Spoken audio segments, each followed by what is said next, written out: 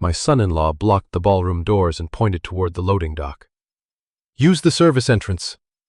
"Old beggar," he said, loud enough for 200 guests to hear. I went without arguing. In the kitchen corridor, the hotel manager pressed a refinancing file into my hands. The loan was for $48 million. The signature was mine. The handwriting wasn't. "I appreciate you being here with me tonight. One small thing before we start. Leave me a quick comment. Have you ever trusted someone with something precious, only to find out later they never deserved it? Yes or no? I would love to know. I read more of your comments than you realize. A quick note, some details in this story have been adjusted for narrative purposes. The lesson at its core is what I hope stays with you.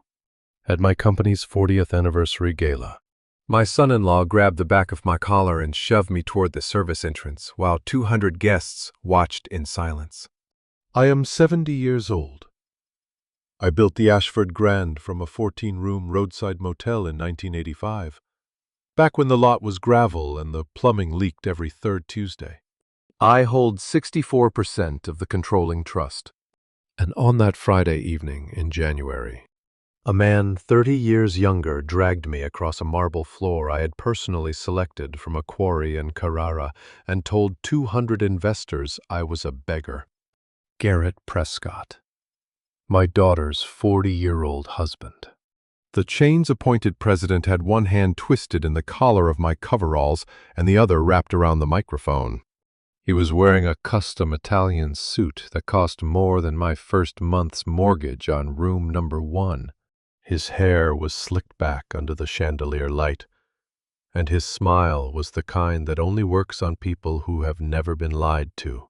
"Someone get this senile beggar out of my gala before he embarrasses us further," he said into the microphone. And the speakers carried his voice to every corner of the ballroom. 200 people in tailored suits sat beneath crystal chandeliers and imported orchids, and not one of them moved. Not one. My daughter, Celeste Prescott, 42 years old, Vice President of Operations, stood near the stage in a silver dress with her hands clasped in front of her, like a woman watching a car accident she had decided was not her responsibility. Her thumb moved once against the clasp of her necklace, a habit she had picked up 2 years ago whenever a question she did not want answered crossed her mind. Then a chair scraped back. Rufus Holloway, 65. The general manager who had run this flagship property for 35 years. The man who had poured the first concrete with me stood up near the front row, with a look on his face like someone had set fire to a church. "Do you have any idea who you are touching right now?" Rufus shouted.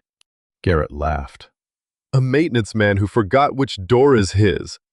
Let me tell you something about silence. When 200 people watch an old man be dragged away and not one of them moves, that silence has a sound. It sounds exactly like permission. But I need to take you back 3 hours. Because this story does not start on a stage. It starts at a door.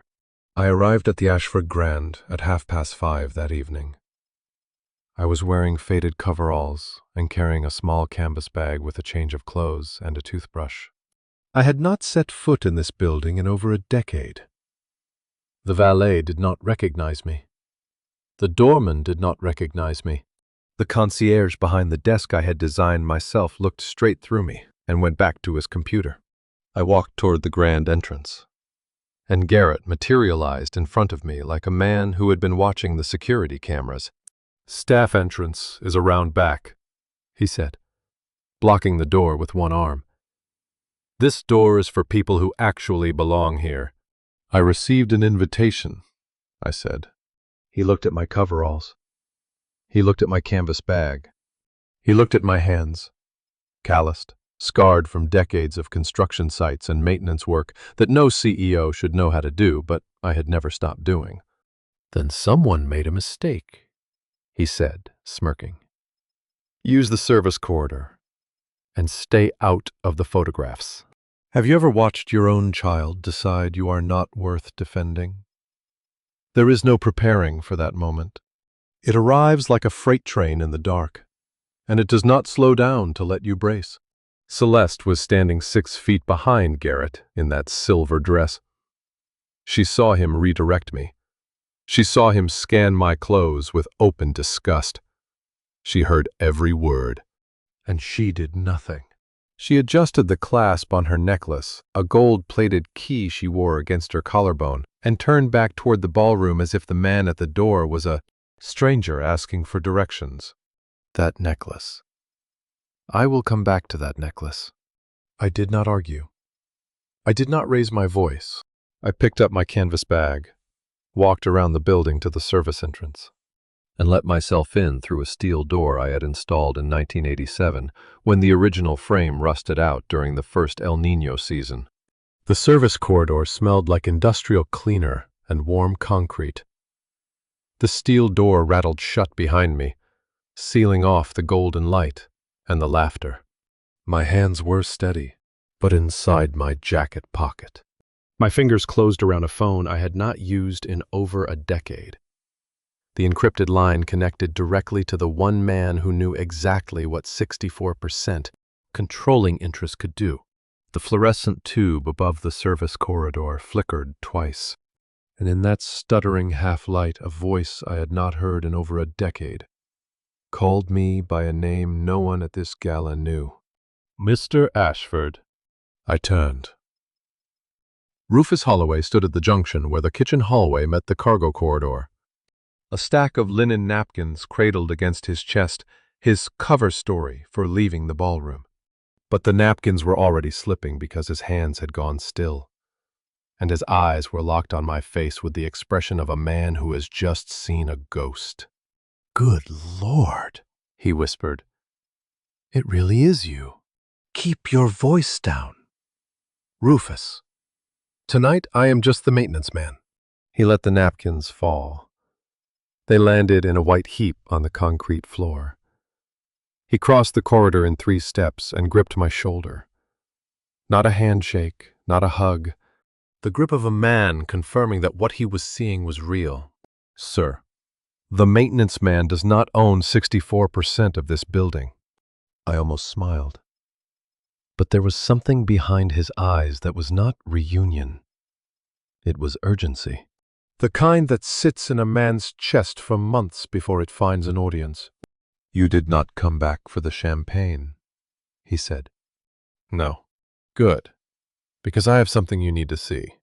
Loyalty is the rarest currency in a luxury hotel.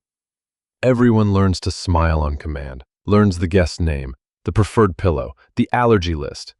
But almost no one remembers who taught them how. Rufus remembered. He had been watching, and he had been waiting. And tonight, the man he had been waiting for had finally walked through the service door. He led me past the kitchen exhaust vents, where the air tasted like grease and steam, into a cramped back office behind the pastry station.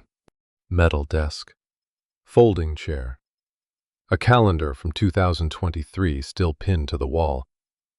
He locked the door. The click of that deadbolt was the first sound all evening that made me feel like I was standing on solid ground. Rufus reached inside his jacket and pulled out a manila folder. He placed it on the desk under the bare bulb and slid it toward me. "This landed on the CFO's printer 2 days ago," he said. "A refinancing agreement. I pulled a copy before anyone noticed." I opened the folder. Cover letter addressed to one of the largest commercial lenders on the West Coast. Term sheet. Then a list of properties. 7 hotels. 7 of the 47 properties in the Ashford Holdings portfolio. The 7 flagships, including the building we were standing in. All pledged as collateral in a refinancing agreement worth $48 million. All mortgaged to a company I had never heard of. I want you to imagine holding a document with your own name on it, your full legal name, in ink, authorizing the transfer of everything you spent 40 years building to an entity called Pinnacle Venture Holdings, and knowing with the certainty of a man who remembers every signature he has ever written that you never touched that pen. I ran my thumb across the signature line. The ink was smooth. The letters were close. Close enough to fool a notary. Close enough to fool a bank officer who had never met me. But the downstroke on the A was wrong. I press hard on downstrokes. Whoever wrote this did not. This is my name, I said. But this is not my hand. Rufus nodded. He had known the moment he saw it, because he had watched me sign 1,000 documents across 3 decades and knew my hand the way a musician knows a chord played in the wrong key. There is more, he said, and turned to the last page. The transfer deadline was printed at the bottom in bold type. 9 o'clock, Sunday morning. I checked my watch. 6:47 on a Friday evening. That gives you a little over 38 hours, sir. 38 hours to dismantle a fraud that someone had spent months constructing. And the man who had forged my name was currently on stage in the ballroom above us, holding a champagne flute and toasting an empire he was stealing in real time. I could hear the bass through the ceiling. I could hear applause. I closed the folder. Put the original back exactly where you found it. Do not tell anyone I am here. And Rufus, act normal. Whatever happens next. You smiled all evening, and you noticed nothing. He straightened his jacket, picked the napkins off the floor, and walked back toward the ballroom. I stayed in that back office for another 60 seconds, listening to the muffled sound of Garrett Prescott's amplified voice beginning his keynote address. Garrett's amplified voice carried through the ceiling of the back office. And I made the hardest decision of my life. I would do absolutely nothing. Not yet. Every instinct told me to walk upstairs, take that microphone, and end him in front of every investor in the room. But instinct is what gets men killed in this business. Patience is what builds empires. I had spent 40 years learning the difference. And I was not about to forget it now because a thief in an Italian suit was standing on my stage. I pressed both palms flat against the cold metal desk and thought it through. The forged documents were evidence. If I confronted Garrett tonight, he would deny everything, destroy the originals, and have his lawyers filing injunctions by morning. I needed more than a manila folder. I needed the kind of proof that does not leave room for a defense. I picked up the encrypted phone and dialed. Conrad Langley answered on the second ring. He was 55 years old. My trust attorney for over a decade, and the only person outside this building who knew the full architecture of my controlling stake. He had the clipped efficiency of a man accustomed to calls that begin with bad news and end with worse. "Vernon," he said, "it has been 14 months. What happened?" "Someone forged my name on a refinancing agreement. 48 million. 7 flagship properties pledged to an entity I have never heard of." The wire clears Sunday at 9. Silence. 2 seconds. Then the sound of a chair rolling back and a desk lamp clicking on. "Send me photographs of every page. I will have a forensic handwriting comparison started within the hour and run the receiving entity through corporate filings tonight."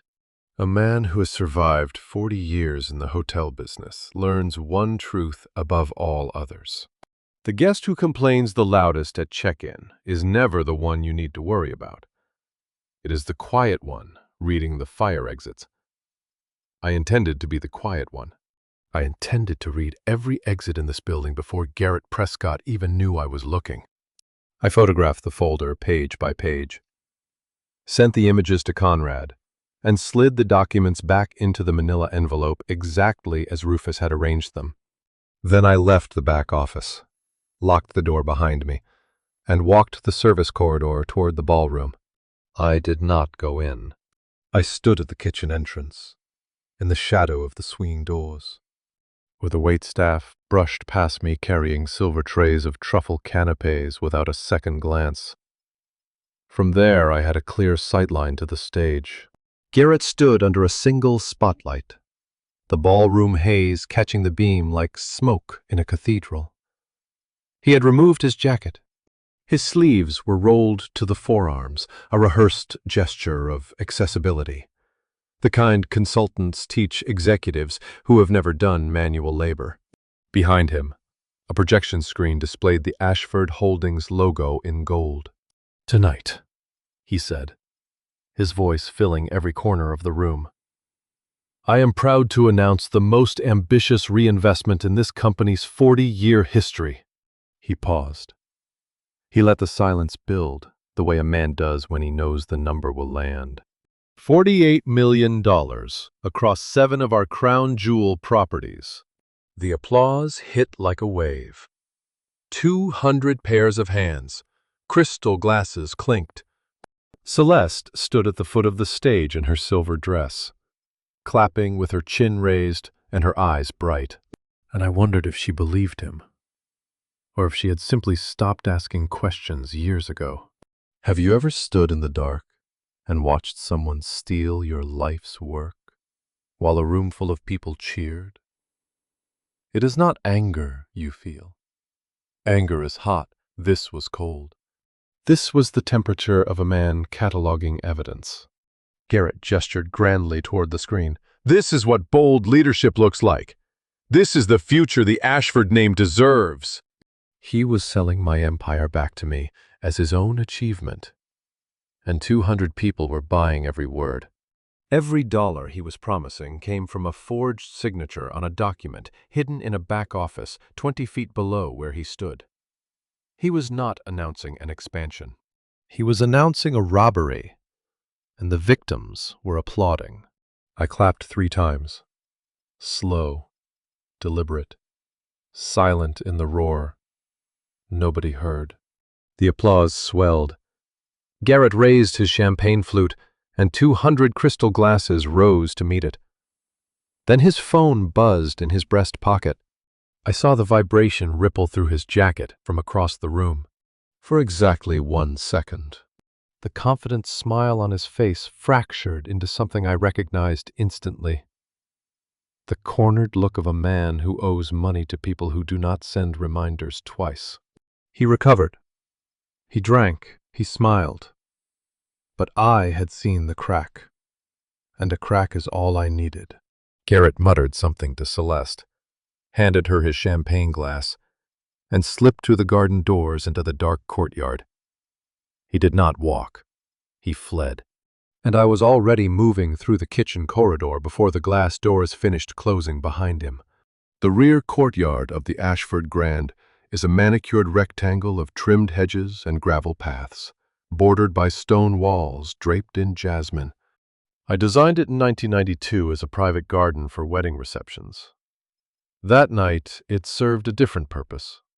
I positioned myself behind the hedgerow nearest the fountain, where the sound of the water would cover any rustle of my coveralls, and listened. Garrett was pacing. I could hear his dress shoes crunching the gravel in a tight, agitated loop.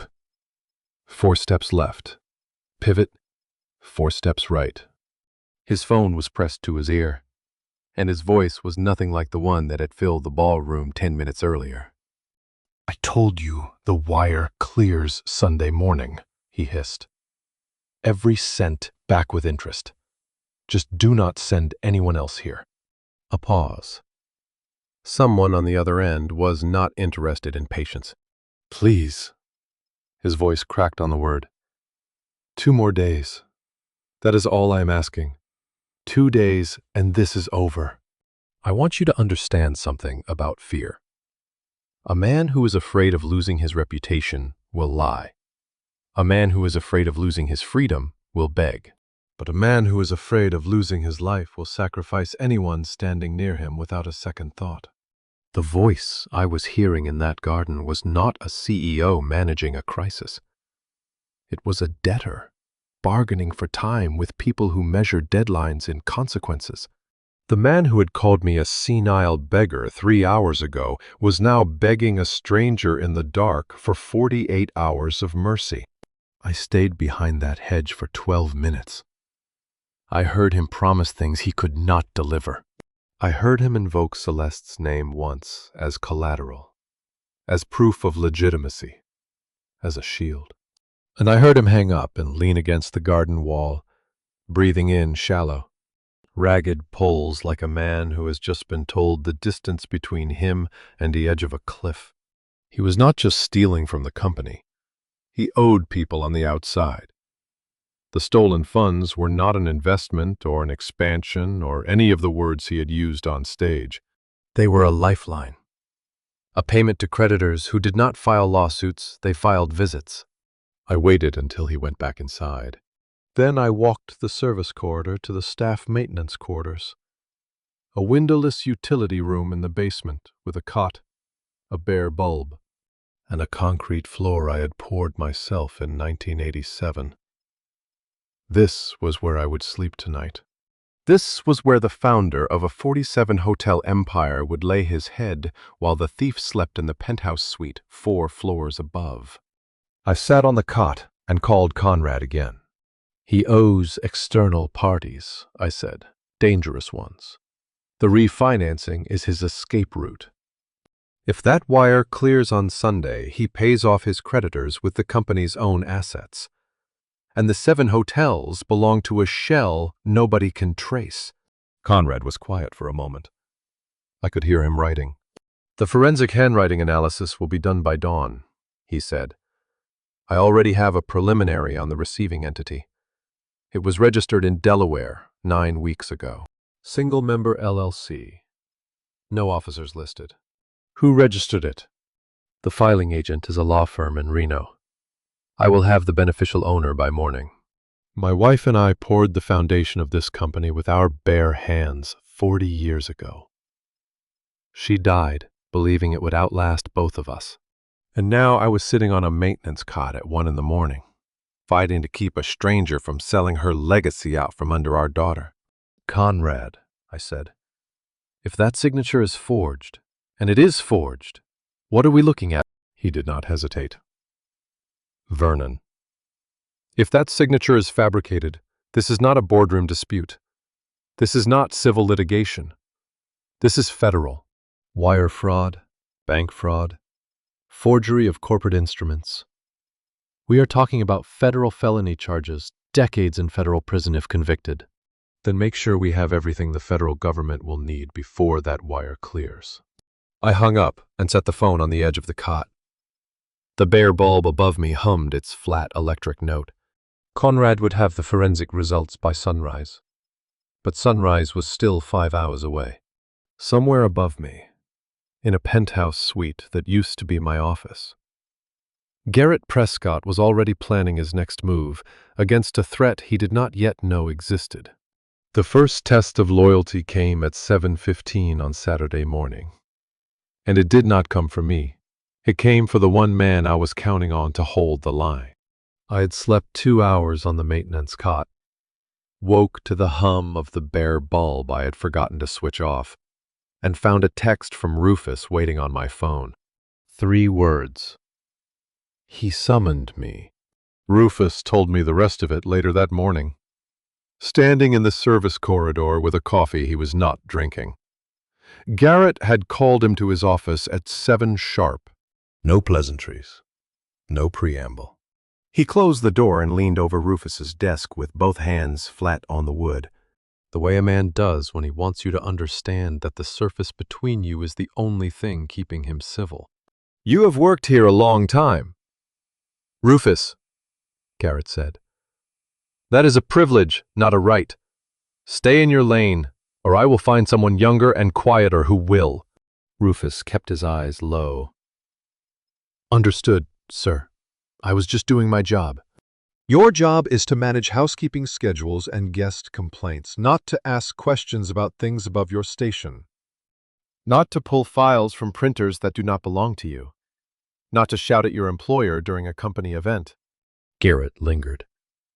He wanted fear. He wanted the satisfying submission of a 65-year-old man who could not afford to lose his pension. What he got instead was a performance. Rufus nodded at all the right moments, apologized with the exact degree of sincerity that a bully finds believable, and waited. In the hotel business, the staff entrance and the guest entrance lead to the same building. But only one of them teaches you who a person really is when they think no one important is watching. Garrett walked out of that office, believing he had neutralized a threat. The instant the door clicked shut, Rufus picked up his phone. "He knows someone is watching," Rufus said when I answered. "He just does not know it is you." Garrett was paranoid, but he was hunting blind. He had sensed a disturbance, the gala confrontation.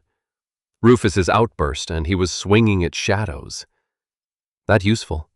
A man swinging at shadows exhausts himself long before the real fight begins. I told Rufus to stay visible, stay calm, and keep his distance from Garrett's office for the rest of the day. Then I put the phone away and did what I had been doing for the last 12 hours. I waited. But while I waited in the basement, something was happening. 4 floors above me. Something Celeste would only describe to me weeks later, in fragments, after everything had already broken. Celeste was sitting at the vanity in her suite. The morning sun was coming through the east-facing window, filling the room with the kind of clean white light that makes everything look honest. She was holding a key, a gold key on a chain, the one Garrett had given her at their anniversary dinner 3 months earlier. He told her it was the original room number 1 key, the one that opened the first door of the first hotel on the day we launched the company. He said he had found it in the company museum and had it professionally restored. My wife pressed that key into the first lock of our first hotel on a Tuesday afternoon in 1985. Her hands were shaking. Mine were steady. She said it was because I did not understand how much we had to lose. She was wrong. I understood perfectly. I just knew we had more to gain. Celeste did not know that the real key had been sold to a private collector 3 months ago. She did not know that the object resting against her collarbone was a replica gold-plated brass, machine-stamped, bought from a catalog for less than the cost of the chain it hung on. She held it up to the light the way her mother used to hold up fabric samples, turning it slowly, admiring the way the teeth caught the sun. "He had the original restored, just for me," she said out loud, to no one. Behind her, Garrett adjusted his tie in the reflection. "Only the best for the woman who deserves this legacy more than anyone," he said, and kissed the top of her head. She smiled. She clasped the chain around her neck. She turned away from the window, and behind her, where the morning sun traced one thin line along the key's beveled edge, a faint streak of copper green glowed against the gold, the unmistakable stain of plated brass, pretending to be something it was never meant to be. But Celeste, absorbed in the warmth of a lie she had no reason to question, did not see it. I carried a toolbox to my daughter's door that Saturday morning, not because anything in her suite was broken, but because everything in her life was, and she could not see it yet. Celeste opened the door in a hotel robe with her hair still damp from the shower. She looked surprised to see a maintenance worker, then confused, then something softer when she recognized my face. "Dad? I did not expect. Is something wrong with the room?" "Work order for a faucet leak," I said, holding up the toolbox. "Housekeeping flagged it last night." She stepped aside and let me in. The suite smelled like her perfume, something floral and expensive that I did not recognize. The vanity was cluttered with cosmetics and jewelry. And there, resting on a small ceramic dish next to her earrings, was the key. I saw it, and my hands went still. It was hanging from a gold chain. The same chain I had watched her clasp around her neck the previous morning. She noticed me looking. "Beautiful, is it not?" She picked it up and held it toward me with the pride of a woman showing off an heirloom. Garrett had the original room number 1 key restored from the company archive. He said it took 3 months to find the right craftsman. May I said. She placed it in my palm. 3 seconds. That is all it took.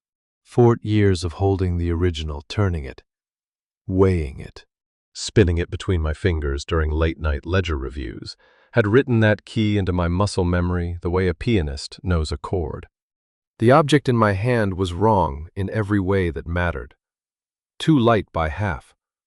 The edge finish was machine-stamped, not hand-filed. The patina was uniform gold plating, not the uneven, warm brass that develops over decades of human touch. The original was solid brass, machined by a locksmith in Pasadena the week before we opened in 1985. This was hollow zinc with a gold bath and a lie. You can learn everything about a man by watching what he does with something irreplaceable when he thinks no one is keeping track. "It is a beautiful piece," I said, and handed it back. My voice did not crack. My face did not change.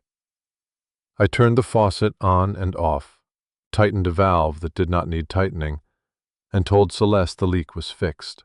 She thanked me. She called me Dad. She did not notice that my hands, which had been steady through every crisis of my 70 years, were trembling inside the toolbox. I walked the service corridor alone after that, carrying the toolbox like a man carrying a coffin. The fluorescent lights buzzed overhead. The concrete walls pressed in, and the memory came whether I wanted it or not. My wife died holding that key. She pressed it into my hand on the hospital bed and said, "Give it to Celeste when she is ready." Her fingers were cold. The key was warm from being held against her chest for hours. I promised her I would, but I did not give it to Celeste. I gave it to Garrett on his wedding day. I pressed it into his palm and told him it was the most valuable thing in this company, not because of what it opened, but because of who made it. He smiled. He shook my hand. He said he understood. A decade later, he sold it to a stranger. I did not know that. Yet, not the details, not the receipt, not the price. But standing in that service corridor with the memory of hollow zinc still singing in my fingertips, I knew with absolute certainty that the key my daughter was wearing against her skin was not the key my wife had died holding, which meant it was gone, which meant he had taken it.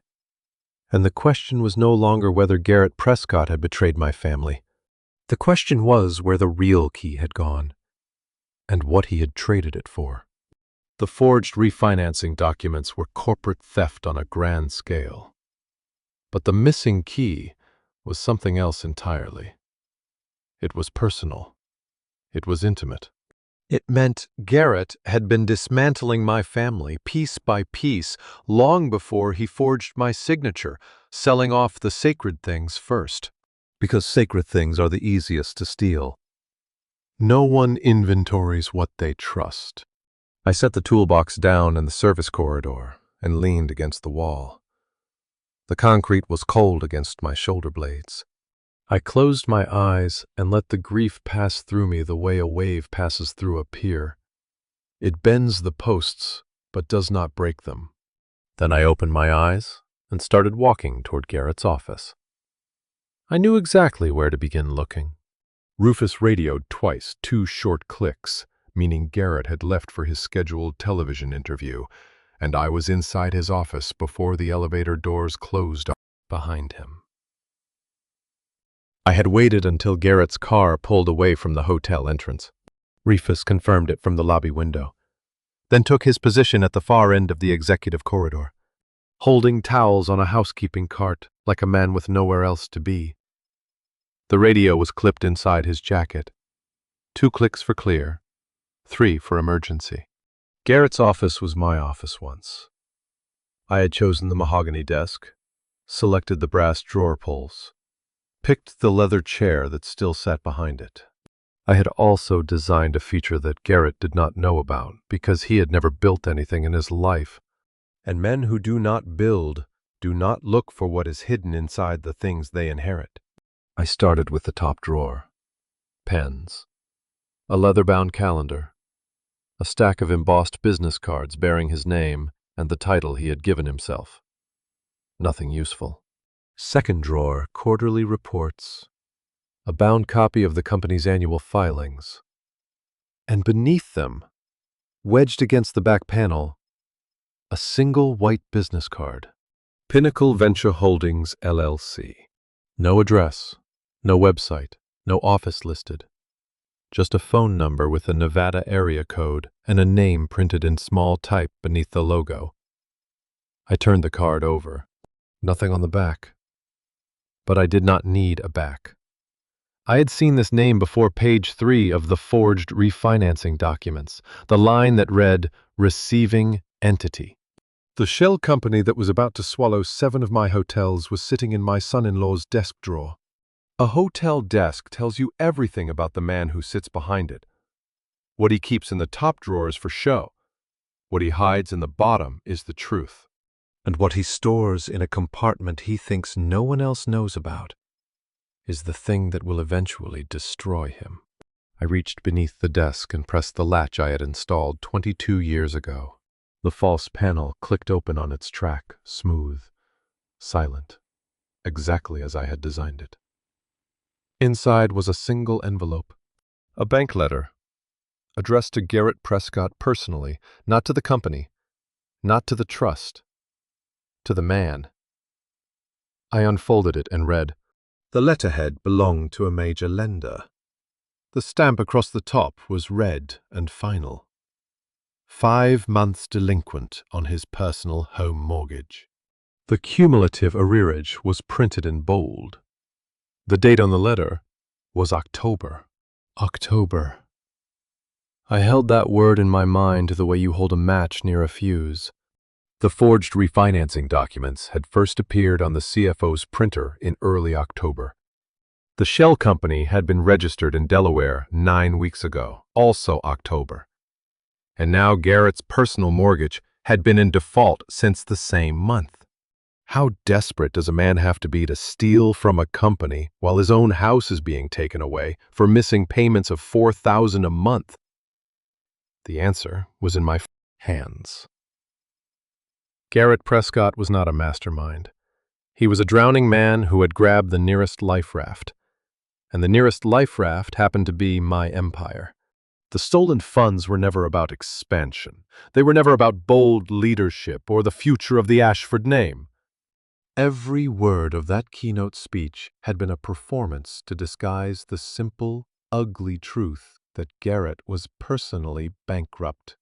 He had manufactured a crisis to cover a collapse, and he had used my forged signature to do it, because he needed someone else's credibility, someone the banks would trust without asking questions. I photographed the mortgage letter and the business card with my phone. I returned the letter to the false panel and pressed the latch until it clicked shut. I slid the business card back beneath the quarterly reports in the second drawer, aligned the stack exactly as I had found it, and closed the drawer without a sound. Then Rufus clicked the radio 3 times. 3 clicks. The emergency signal. I had drilled that code with him 30 years ago for guest security incidents. 3 clicks meant one thing. Someone was coming. And there was no time to explain. I heard the elevator chime at the end of the hallway. Then voices. Garrett's voice, sharp and irritated, barking instructions into his phone. The interview had been cancelled. He was coming back to his office. I was standing behind his desk, with nowhere to go. The door swung open hard enough to crack the wall stop, and Garrett stood in the frame, with his phone still pressed to his ear and murder in his eyes. I had managed to step around the desk and grab the toolbox from the floor near the credenza. It was the only prop I had. When he saw me, I was standing beside the thermostat panel with a screwdriver in my hand, and what I hoped was the vacant expression of a man too old to be doing anything suspicious. He ended his call without saying goodbye. "What are you doing in my office?" His voice was low, controlled. The kind of low that comes before a man stops being controlled. The thermostat panel behind your credenza has been reading 6 degrees high, I said. I was checking the calibration. This is the second time you have wandered where you do not belong. He crossed the room in 3 strides. Give me one reason I should not call security right now. I did not move. I did not step back. I held the screwdriver loosely at my side and met his eyes with the same steadiness I had used to negotiate with union leaders, bank presidents, and a city council that once tried to condemn my first property. I received a work order, I said. I am doing my job. He grabbed my collar. His fist twisted in the fabric of my coveralls, and he shoved me backward against the bookshelf. The edge of the shelf pressed into my spine. A framed photo of Celeste rattled and almost fell. His cologne was overpowering at this distance. Something sharp and expensive that smelled like a man trying to convince himself he was worth the bottle. You are lying, he said. I do not know what you think you are doing, old man, but this is my building, my company, and my office. You do not belong here. Let me tell you what happens when a man who has never been truly tested grabs the collar of a man who has survived 40 years of boardrooms, dock strikes, and hostile takeovers. Nothing. Absolutely nothing. And that nothing terrifies him more than any punch ever could. I did not flinch. I did not raise my hands. I did not break eye contact. I let him hold me against that bookshelf. And I watched his face the way a man watches a gauge approaching red with interest, not panic. His grip tightened. The collar seemed tore slightly.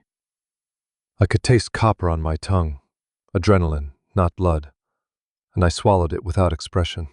You are hurting an old man over a thermostat, I said quietly. Is that the kind of president you want to be? Something flickered behind his eyes. Not guilt. Garrett did not have the architecture for guilt. It was doubt, the particular doubt of a predator who has pinned something against a wall and realized, too late, that it is not struggling. Animal that do not struggle are either dead or dangerous. And I was very clearly not dead. He was 6 inches taller than me, 40 pounds heavier, 30 years younger. And he was the one who let go first. He released my collar and stepped back. His hands were shaking.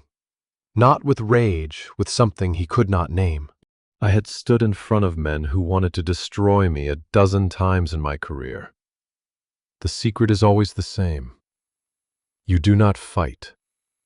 You do not run.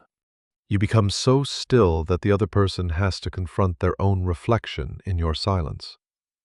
And most men cannot bear what they see. Get out, he said. Now. And if I see you on this floor again, you will not have a job by sundown. I looked at him one more time. Steady. Level. You are right about one thing, Garrett, I said. You do not know where I belong. I picked up my toolbox from the floor where it had fallen during the shove. I straightened my collar with the same hands that had signed the founding charter of this company. Then I walked out of his office without looking back. Behind me, I heard something hit the floor with a sharp slap. His briefcase, the leather one he kept on the credenza, had tipped off the edge where he had slammed me against the bookshelf. I heard papers scatter across the marble tile, sliding in different directions like cards from a dropped deck. I did not turn around. But in the reflection of the glass partition beside the door, I caught a glimpse of what was fanning across that floor. Bank statements, correspondence, and one sheet of paper that was not white like the others. It was pink. And I knew a pawn receipt when I saw one. I paused 3 steps past the office door. Through the gap, I could see Garrett on his knees, scrambling to gather the scattered papers with one hand while pressing his phone to his ear with the other. He was not looking at what he was picking up. He was looking at the door, making sure I was gone. I was not gone. Have you ever known something was wrong before your mind caught up, when your hands remembered a truth your eyes had not yet confirmed? That pink slip on the marble floor pulled at something in my chest the way a fishhook pulls at the lip. I did not know what it said, but I knew what color pawn receipts are. I have known since 1974, when I pawned my father's watch to make rent on a studio apartment in Pasadena. Pink carbon. Universal. I set my toolbox down loudly enough for him to hear, then stepped back into the doorway. "Drop my offset wrench," I said, gesturing at the floor near the credenza. "Must have rolled under when I was checking the panel." Garrett did not look up. His phone was buzzing against the desk where he had tossed it, and he was already reaching for it. "Take it and get out," he said. "I told you off this floor." I crouched beside the credenza. My right hand reached for the toolbox. My left hand closed around the pink slip. One motion. The paper was waxy and thin carbon copy, just as I remembered, and it slid into my coverall breast pocket without a sound. I stood, picked up the toolbox, and walked out for the second time. He never saw it. He was so busy lying to whoever was on the other end of that call that he never saw my left hand close around the one piece of paper that would tell me what he had done with my wife's key. You want to know what a man's character is worth? Do not listen to his speeches. Read his receipts. I walked the service corridor until I was 2 floors below and a locked door away from anyone who might follow. Then I leaned against the concrete wall, reached into my breast pocket, and unfolded the pink slip under the fluorescent light. It was from a Beverly Hills estate broker, not a pawn shop, but close enough. The same carbon paper, the same transactional language, one item listed. Despite gold-plated brass key, pre-war provenance, hotel origin, single-cut bow, sold to a private collector, price $14,200. $14,200. That is what my son-in-law thought the founding key of a 47-hotel empire was worth. Less than the watch on his wrist. Less than the champagne he had poured at the gala. Less than the monthly payment on the mortgage he was already 5 months behind on. I read the dateline. October 14th, 2024. I read it again. Then a third time, because October 14th was the night Garrett stood in front of 60 guests at their anniversary dinner, opened a velvet box, and presented Celeste with what he called the restored original room number 1 key.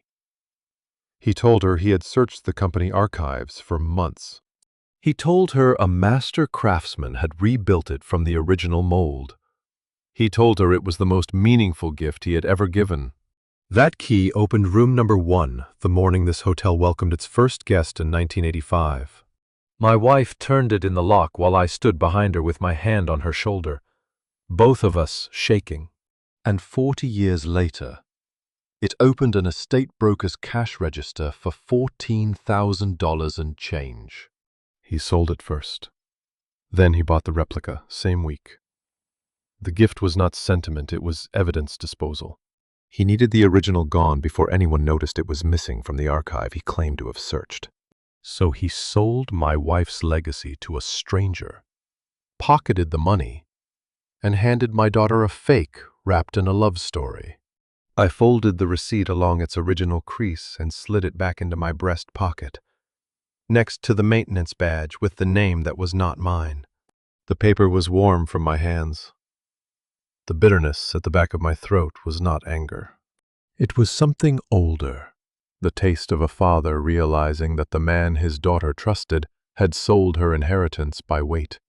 I pulled up my phone and dialed Conrad. He answered on the first ring, which told me he had been waiting. "Conrad," I said, "add theft of corporate heritage assets to the file, and find out who bought the original key." The hardest thing I have ever done in 70 years was not building a hotel empire. It was walking slowly down that service corridor when every nerve in my body screamed at me to turn around and tear Garrett Prescott apart with the truth. I had the pawn receipt in my breast pocket. I had the shell company name in my phone. I had photographs of a delinquent mortgage hidden inside my own secret compartment. And I had the memory of hollow zinc in my palm where solid brass should have been. Any one of those would have been enough to confront him. Together, they were a detonation waiting for a fuse. But I did not light it. Not yet. A predator never strikes while the prey still feels safe. I learned that from the hotel business. The best deals close when the other side believes they are winning. Garrett believed he was winning.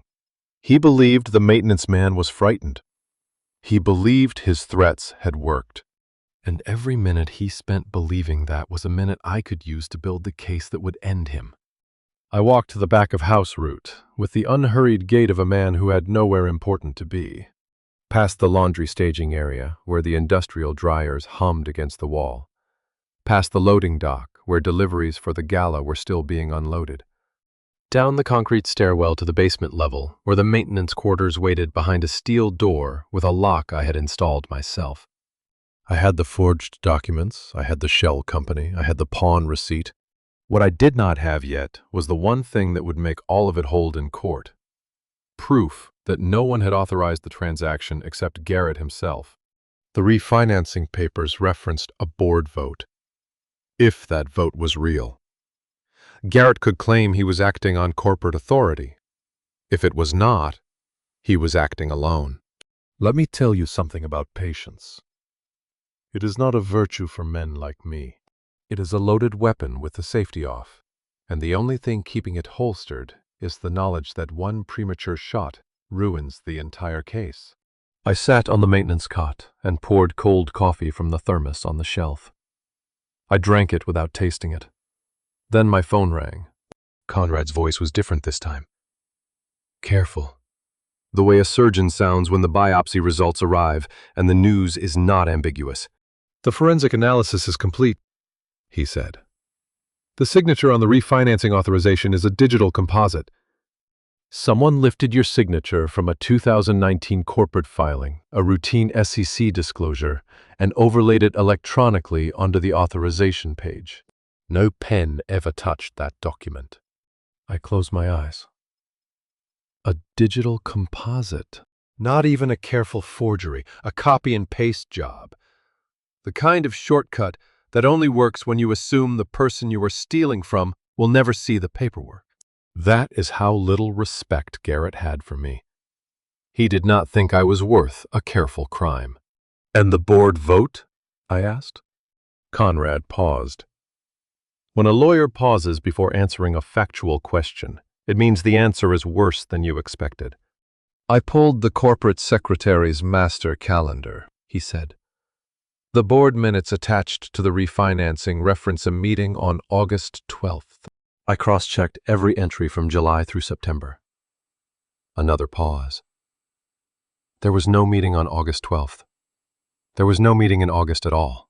The board meeting never happened. I let those words settle into the concrete walls of the maintenance quarters. The board meeting never happened. Garrett had not just forged a signature, he had fabricated an entire corporate event.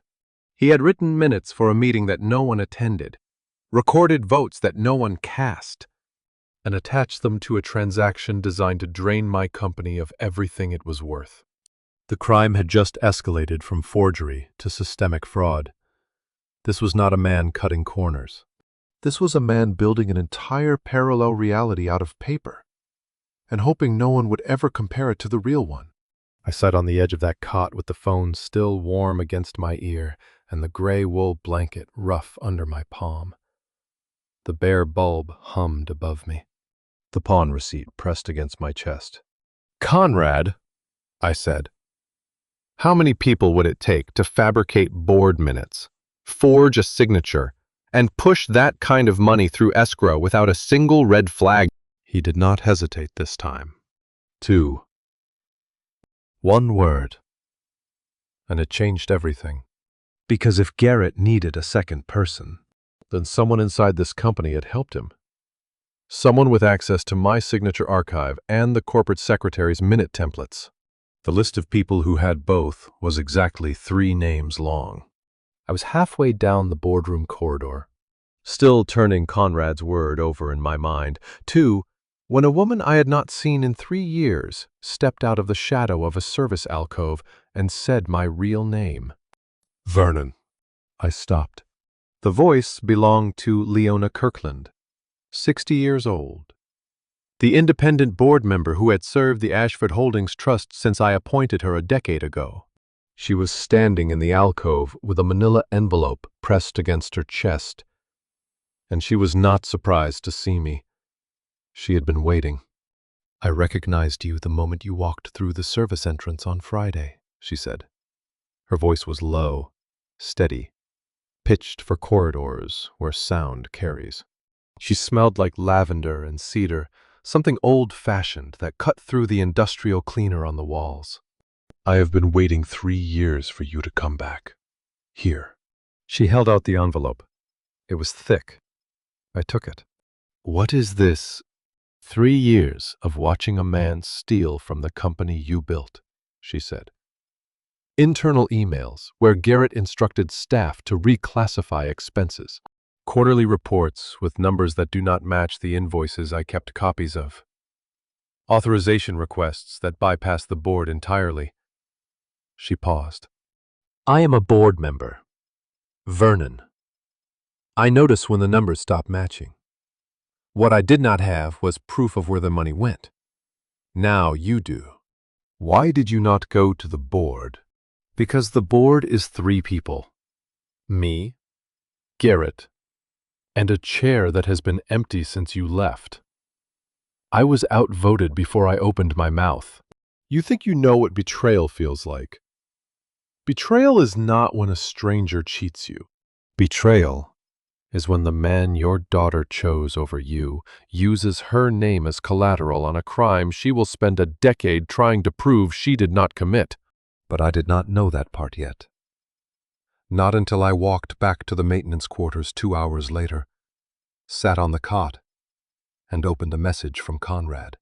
It was a scanned document, page 14 of the loan package. I scrolled past the cover sheet, past the terms, past the signatures I already knew were forged. And there, on the personal guarantor line, was a name I was not prepared to see. Celeste Prescott. Her full legal name, her social security number, her notarized signature and handwriting that was not hers. Just as the refinancing signature was not mine. I called Conrad. He answered before the first ring finished. Page 14, I said. I know. His voice carried the careful flatness of a man delivering the worst news of his career. He used her name, her social, her notarized signature, all forged. If the loan defaults, and it will default, the lender comes after her personally. Her credit, her savings, her assets, everything. He put my daughter on the hook for money she does not know about. Worse, Conrad said. If the fraud is discovered before we intervene, she could face criminal exposure as a co-conspirator. She would have to prove she did not sign. That process takes years. I have held my temper through physical threats. I have held it through forged signatures and a pawned family heirloom. But reading my daughter's name on that guarantor line was the moment my hands started shaking. And they did not stop. The phone screen glowed in the dark of the maintenance quarters. I scrolled back to the guarantor line and read it again. Her name, her numbers, her future, signed away by the man sleeping next to her 4 floors above me. He had turned my daughter into a human shielded guarantor who would absorb the blast when the loan collapsed, while Garrett walked away through the shell company with whatever he could carry. Bile rose in my throat. I swallowed it. The metallic dryness of a father's rage held 1 second too long. I stood up from the cot, and walked to the narrow window of the maintenance quarters. Across the courtyard, the fourth-floor suite was dark. Celeste was sleeping. The lights were off. She had no idea that her husband had signed her life away on a page she had never seen, in a document she did not know existed, for a debt she had never agreed to carry. I pressed my forehead against the cold glass. The courtyard below was empty. The jasmine was dark. Somewhere in the building, the last gala guests were saying their goodbyes. And somewhere above me, Garrett was sleeping the sleep of a man who believed he had gotten away with everything. I stayed at that window for a long time. And then I made a decision I could not take back. I turned from the window, sat down at the maintenance desk I had built with my own hands 22 years ago, and opened the false panel. The latch clicked on its hidden track smooth, silent, exactly as I had designed it. The last time I had opened this compartment was to store something inside it. Tonight, I was taking it out. The leather folio was where I had left it, cracked at the spine, dusty. The cedar scent of the compartment clung to it like a memory refusing to fade. I lifted it onto the desk and opened it under the lamp. The Ashford Holdings Trust Instrument.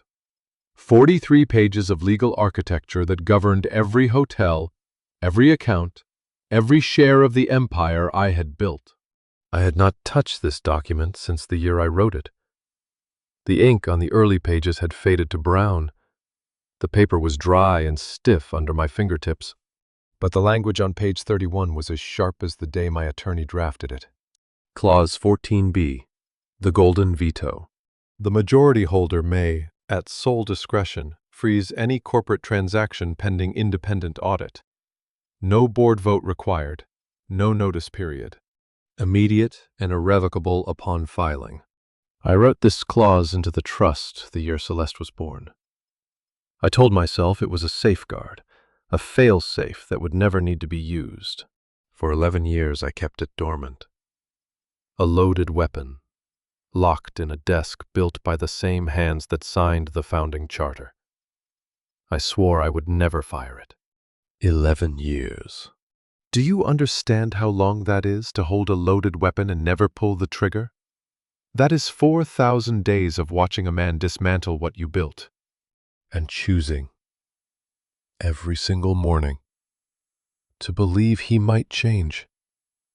4,000 mornings of telling yourself that patience is strength and silence is strategy.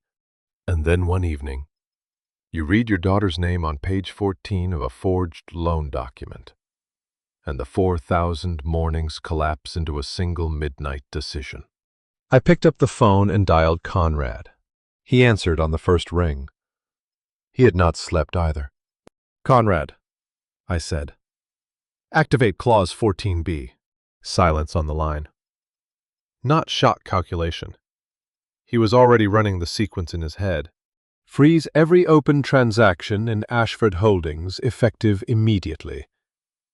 I continued. The refinancing, the shell company transfers, all of it. Everything stops tonight. Vernon. His voice was measured, deliberate. Once I file this, there is no walking it back quietly. Garrett will know within the hour. The banks will know by morning. Every pending deal across 47 properties locks simultaneously. Are you certain no board vote, no notice period, no appeal? One signature from the majority holder. And every dollar moving through the Ashford Holdings system freezes mid-wire like a heart stopping between beats. I have been certain since the day I wrote that clause, I said. I was just waiting for a reason not to be. He gave me my daughter's name on a guarantor line she never signed. File it now. I heard Conrad exhale. Then I heard his chair roll back and his desk lamp click on, the same sequence of sounds I had heard 2 nights ago when I first called him about the forged signature. But this time his voice was different. There was no caution in it, no hedging. When he spoke, It was the voice of a man who had been carrying a briefcase full of ammunition for 2 days and had just been told he could finally load it. "I will have the filing submitted to the banking intermediary within the hour," he said. "Every escrow, every wire, every open transaction will show a hold status by 1 a.m. The refinancing disbursement scheduled for 9 o'clock tomorrow morning is dead." "Good. Vernon, one more thing." He paused. "When I file this, I am filing it under your name, your real name. The maintenance cover ends tonight." I looked down at my hands. They were steady. They had been steady, through the collar grab, through the forged signature, through the pawn receipt. They were steady now. But the voice that came out of me was not the voice of the man who had been mopping floors and checking thermostats for 2 days. It was older. It was harder. It was the voice of a man who had poured his first foundation in 1985 and had never stopped building. "File it," I said. Conrad hung up to begin. I sat in the silence of the maintenance quarters and listened to the building settle around me. Somewhere above, the last guests were leaving. Somewhere on the 4th floor, my daughter was sleeping. And in exactly 57 minutes, every bank account, every escrow, and every wire transfer bearing the name Ashford Holdings would turn to stone. At 2:14 in the morning, a cursor blinked twice on Conrad Langley's screen. And then 4 words appeared in red capitals that would cost Garrett Prescott everything he had stolen. "Pending hold requested." The countdown I had started from the maintenance quarters was over. Conrad had filed the Clause 14B hold through the intermediary banking system linked to every escrow account my company had ever opened. And the system did not ask for a second opinion. It did not send a warning. It simply locked. Not just the wire Garrett had been nursing toward his shell company, every open transaction across all 47 hotels froze simultaneously. Payroll, vendor invoices, the catering deposit for a February conference in Scottsdale, a linen order for the Chicago property. All of it turned to stone in the space of 11 seconds. I know this because Conrad told me later. Sitting in my maintenance quarters with a glass of water he never touched. He said his hand was steady the entire time he typed the filing codes. It was only after he hit submit that he poured himself a whiskey and noticed the glass was shaking. He texted me at 2:15. "Filed. Pending hold requested confirmed at 02:14. All accounts frozen. The disbursement is dead." He will find out when the banks open, or sooner, if he checks his alerts. I type back 3 words. "Good. We wait." Then I set my phone on the desk beside the brass nameplate my wife had engraved 39 years ago, and I sat in the dark, listening to the building breathe.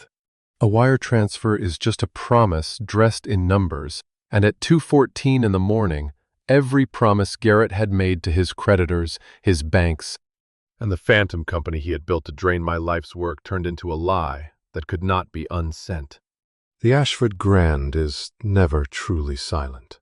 Even at that hour, I could hear the ice machine cycling on the 3rd floor and the faint percussion of the laundry dryers 2 levels below. I had memorized those rhythms over the years I called this place home. They were the heartbeat of a building that still carried my name on its facade, even if the man who put it there had been reduced to fixing leaky faucets. I closed my eyes. Not to sleep. To think. Because the freeze was not the end of anything. It was the beginning of a reaction I could predict down to the minute. At 4 in the morning, Garrett's phone lit up his darkened suite like a flare. I did not see any of this myself. Rufus told me the next morning. And Rufus had a memory for detail that most people reserve for grudges. He said Garrett's phone buzzed once, then twice, then began vibrating in a continuous stutter against the marble nightstand. 3 accounts flagged. 1 escrow hold notification. The wire marked "suspended" in capital letters that matched the ones on Conrad's screen 2 hours earlier. Garrett sat up in bed, and according to Rufus, the first thing he did was not check the alerts. He called the shell company phone. The one registered to an address in Wilmington that existed only on paper. It rang 12 times. No answer. He called again. 12 rings. Nothing. Have you ever watched a man discover that the ground beneath his feet was never solid? That he has been standing on a floor someone else built? And that someone just pulled the nails out? I did not watch it. But Rufus described it to me with the precision of a man who had been waiting 3 months to see it happen. Garrett pacing the suite in bare feet, his dress shirt from the gala still half-buttoned, collar wrenched loose, the sour smell of night sweat mixing with stale cologne. His thumb jabbing redial so many times the phone screen burned hot against his ear. "Pick up," Garrett whispered into the receiver. "Pick up. Pick up. Damn it." Nobody picked up. At 4:15, he called Rufus. Rufus answered on the second ring. Because Rufus had been awake since 2:14, sitting in his own room 4 floors below Garrett's suite, waiting for exactly this call. Garrett was screaming about frozen accounts, about system errors, about calling the bank's emergency line. And Rufus loyal, steady Rufus. The same man Garrett had threatened over his pension not 8 hours earlier told him it was probably a system glitch. Check again after sunrise. These things happen on weekends. What Garrett did not know was that Rufus had already texted me 2 words before he answered that call. He knows. I typed back, "Good. Let him panic." Then I set the phone face down on the cool surface of the desk and closed my eyes again. In 5 hours, the sun would rise, and Garrett would do one of 2 things: run or fight. I needed to be ready for both. Have you ever sat across a breakfast table from the man who stole your empire and your daughter and smiled at him while the butter melted? Garrett did not run. He chose fight, though the version he selected that Sunday morning was the kind that looks like civility-pressed shirt, combed hair, a man performing composure the way a cracked dam performs stillness. Celeste had invited me to the private family breakfast room the night before, and when I arrived at 7 in clean coveralls, Garrett was already seated with his phone face down on the white linen and dark circles carved beneath both eyes. He had not slept. His knife moved across the toast without pressure, smearing butter in loops that went nowhere. The bread crumbled. He did not eat a single piece. Celeste poured coffee from a silver carafe she had carried in herself, and the fact that my daughter had prepared this meal with her own hands in a hotel staffed by 200 people told me everything about how the gala had left her feeling. "Dad, I am glad you came," she said, setting the cup in front of me. "I was not sure you would after last night." Garrett said there was some confusion at the gala. Confusion. That was the word he had chosen for her.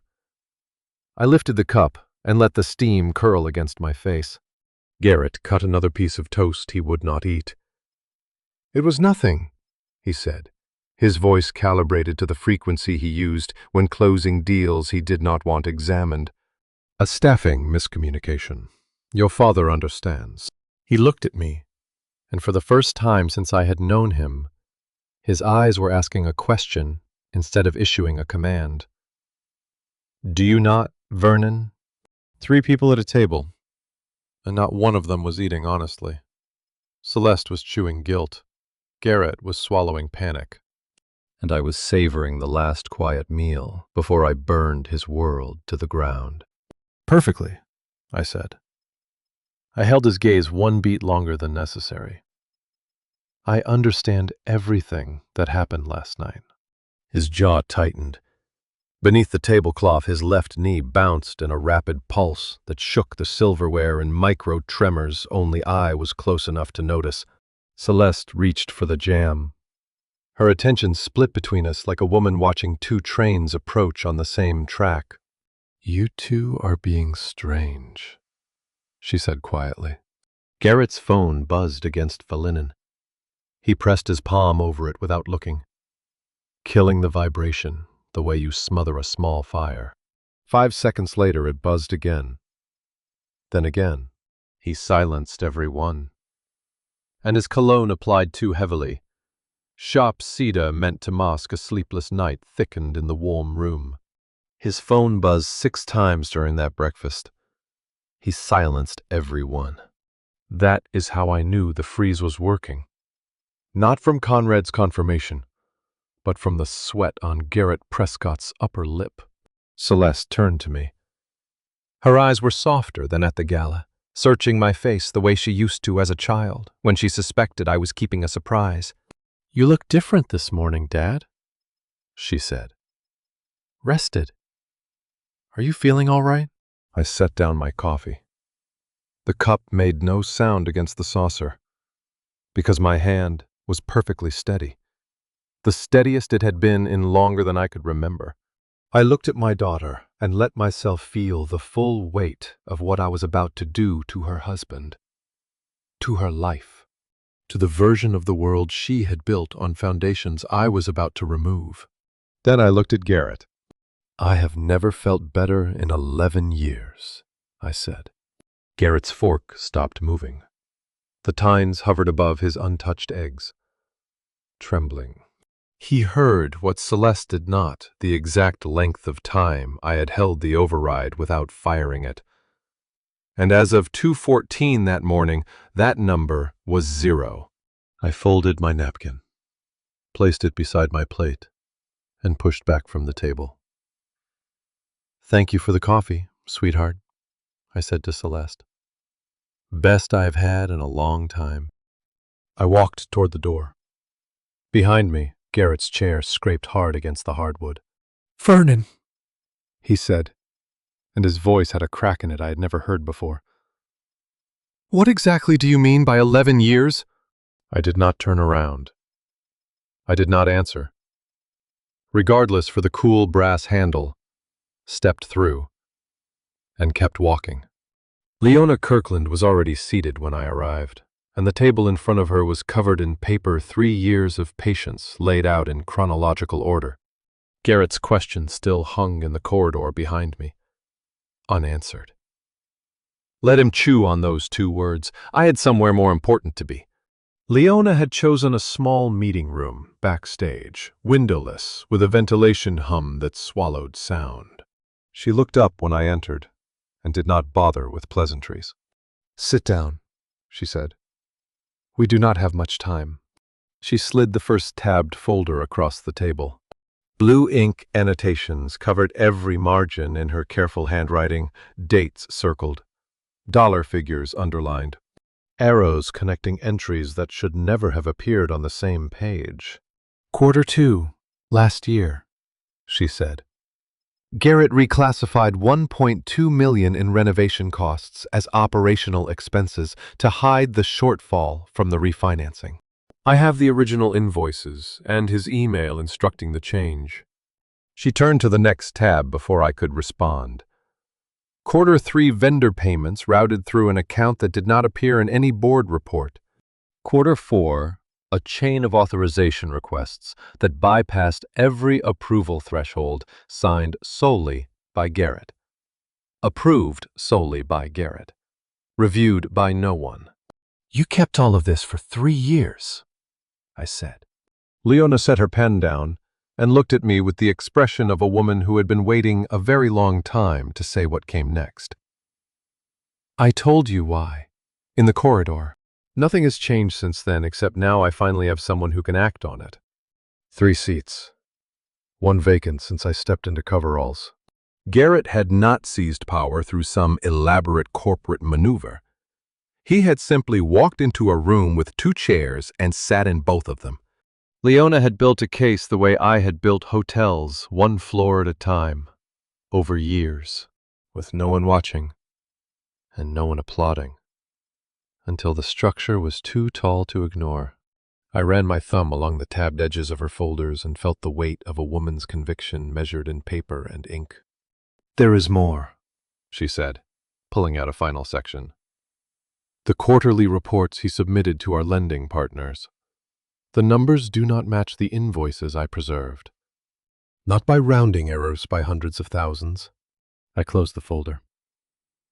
"Conrad needs to see this." "Then call him."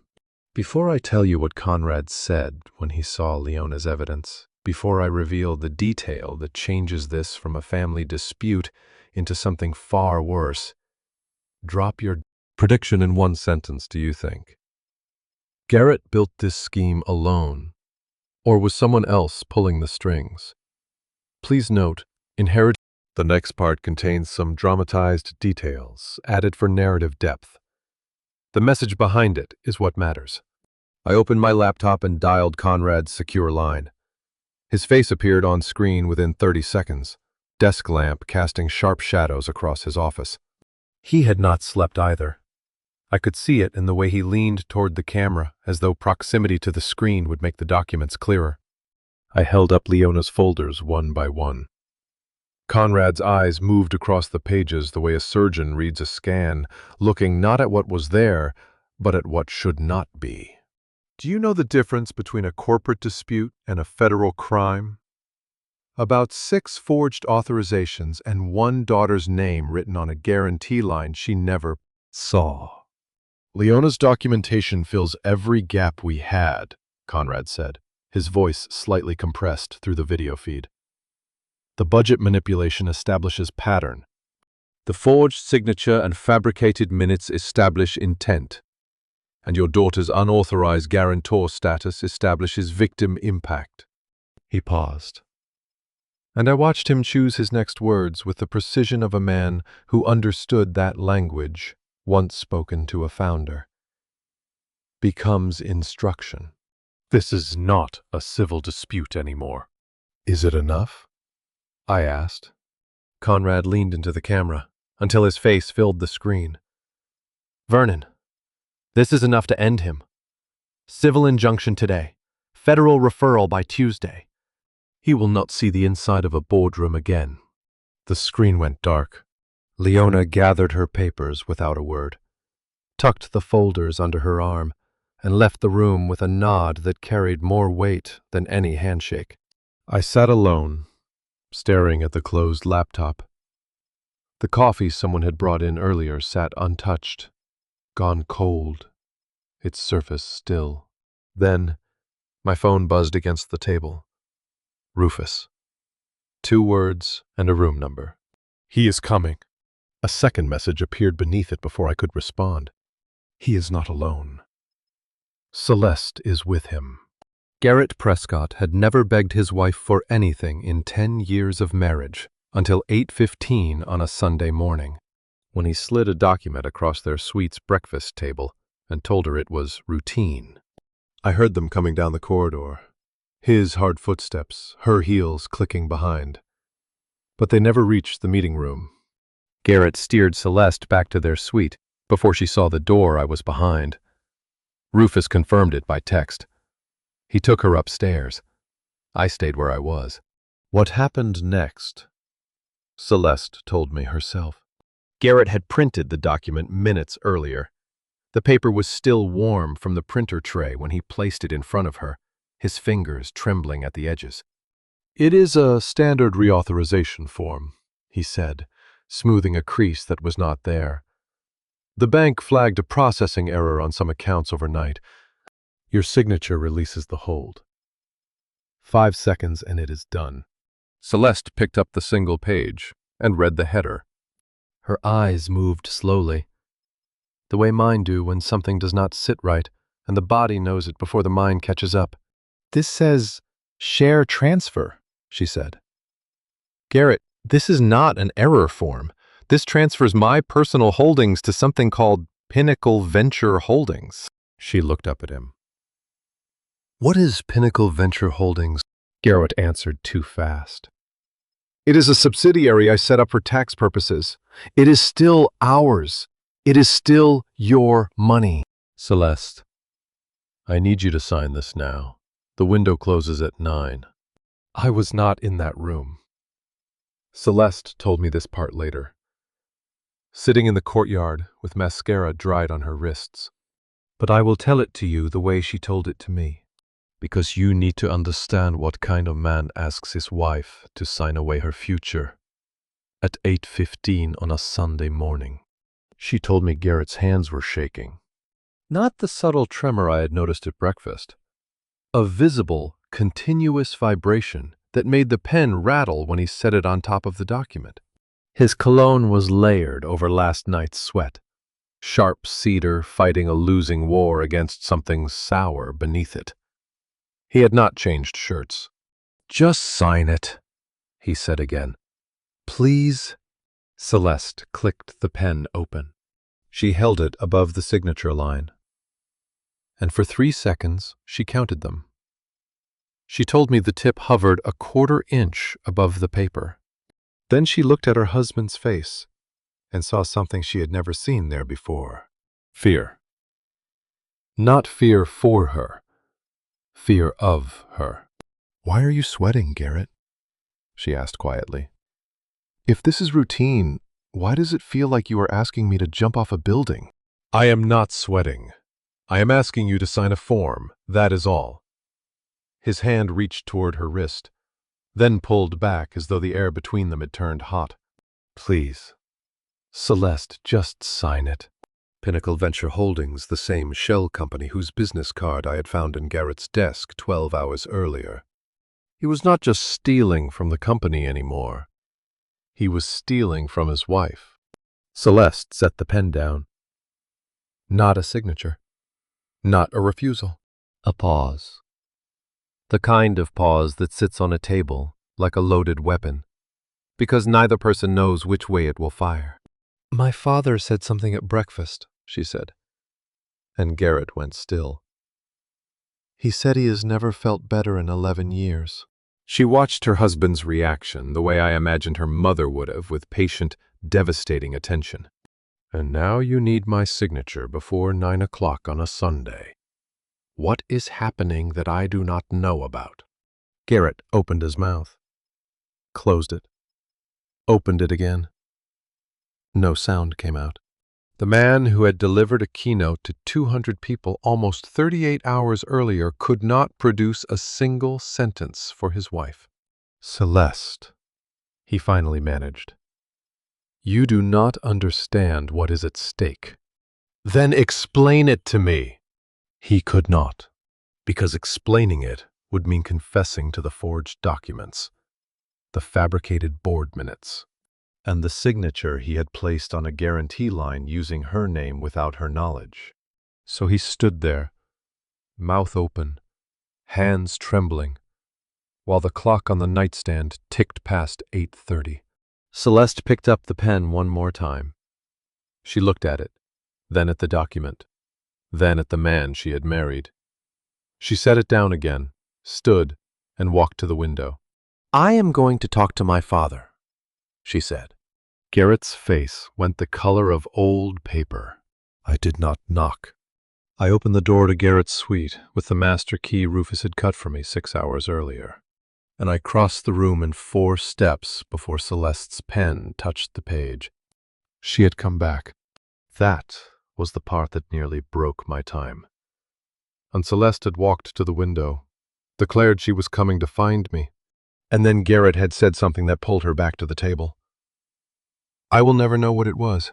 By the time I turned the key in the lock, she was seated again with the pen in her right hand and the document squared in front of her. And Garrett was leaning over her shoulder with both palms flat on the wood like a man trying to hold down something that might blow away. I placed my hand over my daughter's wrist. Her skin was warm. The pen stopped. Don't sign. 2 words. 11 years of silence. And those were the first 2 I chose. Celeste looked up at me, and in her eyes I watched the exact moment she understood that the maintenance man who had been invisible for 2 days was the father who had been invisible for just as long, and both absences were his choice. Her mouth opened. Nothing came out. Garrett lunged forward. "He is a delusional old man in a maintenance uniform. Celeste, do not listen to him. He has not been part of this company for over a decade." I did not look at him. I looked at my daughter. I held up the copy of the forged refinancing document Conrad had printed for me at midnight, the one with her name on the guarantor line. Page 14, in handwriting that was not hers. "This document transfers your personal shares to a shell company your husband created to steal from the company I built," I said. My voice was steady. My hand on her wrist was steady. Everything I had held inside for so long was steady now, because steadiness was the only gift I had left to give her. "Your name is already on a loan you never authorized. He forged your signature, and this form he is asking you to sign finishes the job." My daughter looked at me, not at the documents, not at Garrett. At me, and I saw something in her face I had not seen since she was 9 years old. And I told her that her mother was not coming home from the hospital. Recognition, the kind that arrives too late and knows it. "Dad," she whispered, "how do you know about this?" "Because I never left." Garrett's breathing had changed. The controlled rhythm from breakfast was gone, replaced by shallow pulls that made his chest rise too fast. He backed away from the table, and I reached into the folder Rufus had carried for me and laid 3 documents down, one at a time. 3 pieces of paper. That is all it took to dismantle 10 years of lies. A forged signature, a fabricated board meeting, and a pawn receipt for $14,000. I set each one on the polished wood with the care of a man laying cards he has held for a very long time. Your forged signature on the refinancing, board minutes for a meeting that never took place, and a pawn receipt for the key I give your husband on your wedding day, sold to fund this fraud. Garrett's back hit the far wall. His shoulder blades pressed against the silk wallpaper, and his eyes moved between the documents and the door behind me, with the calculation of a man measuring distances he could no longer close. "Who are you?" he said, and his voice cracked on the second word. "You are maintenance. You are nobody. Who are you?" I reached up and unclipped the maintenance badge from my coveralls. I set it on the table beside the 3 documents. 5 objects now, arranged in a row like a verdict. "I am Vernon Ashford. I built this hotel with my hands. I hold 64% of the trust. And as of 2:14 this morning, every transaction you have ever touched is frozen." The suite door opened behind me. Rufus stepped through. And past his shoulder, 2 figures in dark suits stood motionless in the hallway. One of them reached into his jacket, not for a weapon, but for something small and leather-bound that caught the corridor light. Garrett pressed himself against the wall. Celeste stood between us, between her father and her husband, between the truth and the life she had built on top of it, and said the only thing she could think to say. "Dad, what have you done?" My daughter asked me what I had done. And for the first time in 40 years of building things, I did not have a clean answer. The man in the doorway held his badge at chest height, but he did not step inside. The 2 agents waited in the corridor, like patient architecture, present, visible, immovable. Celeste's question still hung in the air between us when Rufus stepped fully into the suite and did something I had not asked him to do. He spoke. "This is the real founder of this company," Rufus said, and his voice carried across the room with the weight of a man who had waited years to say a single sentence. "Vernon Ashford, the man who holds 64% controlling shares in the Ashford Holdings Trust. He has been here for 2 days, and every one of you walked past him. The silence that followed lasted 3 seconds. I counted them the way Conrad would have, precisely, because precision was the only thing I could control. Garrett pointed at me from the wall. This is insane. He is a maintenance worker. He does not Rufus. You cannot just— I can, Rufus said. And I did. Celeste backed away from both of us. Her palms came up. Not in surrender, but in the gesture of a woman trying to hold two impossible truths at arm's length. She looked at me. In my coveralls, really looked. The way she had not looked since I arrived at the service entrance. And I watched her face reassemble everything she thought she knew. "You told me you sold everything," she said. Her voice was quiet, but quiet the way a wire is quiet before it snaps. 11 years ago. You sat in our kitchen and told me you sold the company and retired. You lied to me for 11 years. You can build 47 hotels and hold a controlling stake and freeze every account with a single phone call. But you cannot make your daughter look at you the way she did before she learned you lied. That look is gone the moment the truth arrives, and no clause in any trust document can get it back. I never sold, I said. Garrett was still stammering objections from the wall, but neither of us heard him. The room had shrunk to 2 people.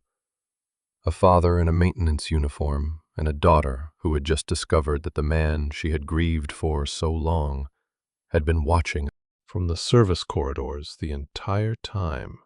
I stepped back, so you could have a life that was yours, not mine, I said. I kept my hands open at my sides, empty. No documents, no evidence, just the hands that built the first hotel and held her when she was born. But I kept my shares, because I built these walls, and a man does not sell his hands. Then why? Celeste's tears ran in 2 straight lines down her face, and she did not wipe them. Her perfume reached me from across the room. The same jasmine note her mother used to wear, and the recognition hit me so hard I nearly lost my voice. Why did you lie? Because I was waiting, I said. I was waiting for someone to prove that the company needed me more than you needed your independence. I swallowed. The apology I had rehearsed for a decade tasted insufficient on my tongue, thin and hollow, nothing like the words I needed. I never wanted that proof to be your husband. I am sorry it was. Garrett pushed off the wall. Celeste, he is manipulating you. This is what he does. He disappears, and then he shows up with a story, and everyone— Be quiet, Celeste said.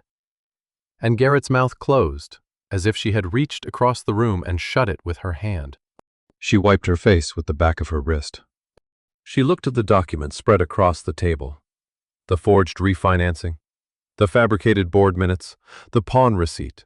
She looked at Garrett, pressed against the silk wallpaper. Then she looked at me.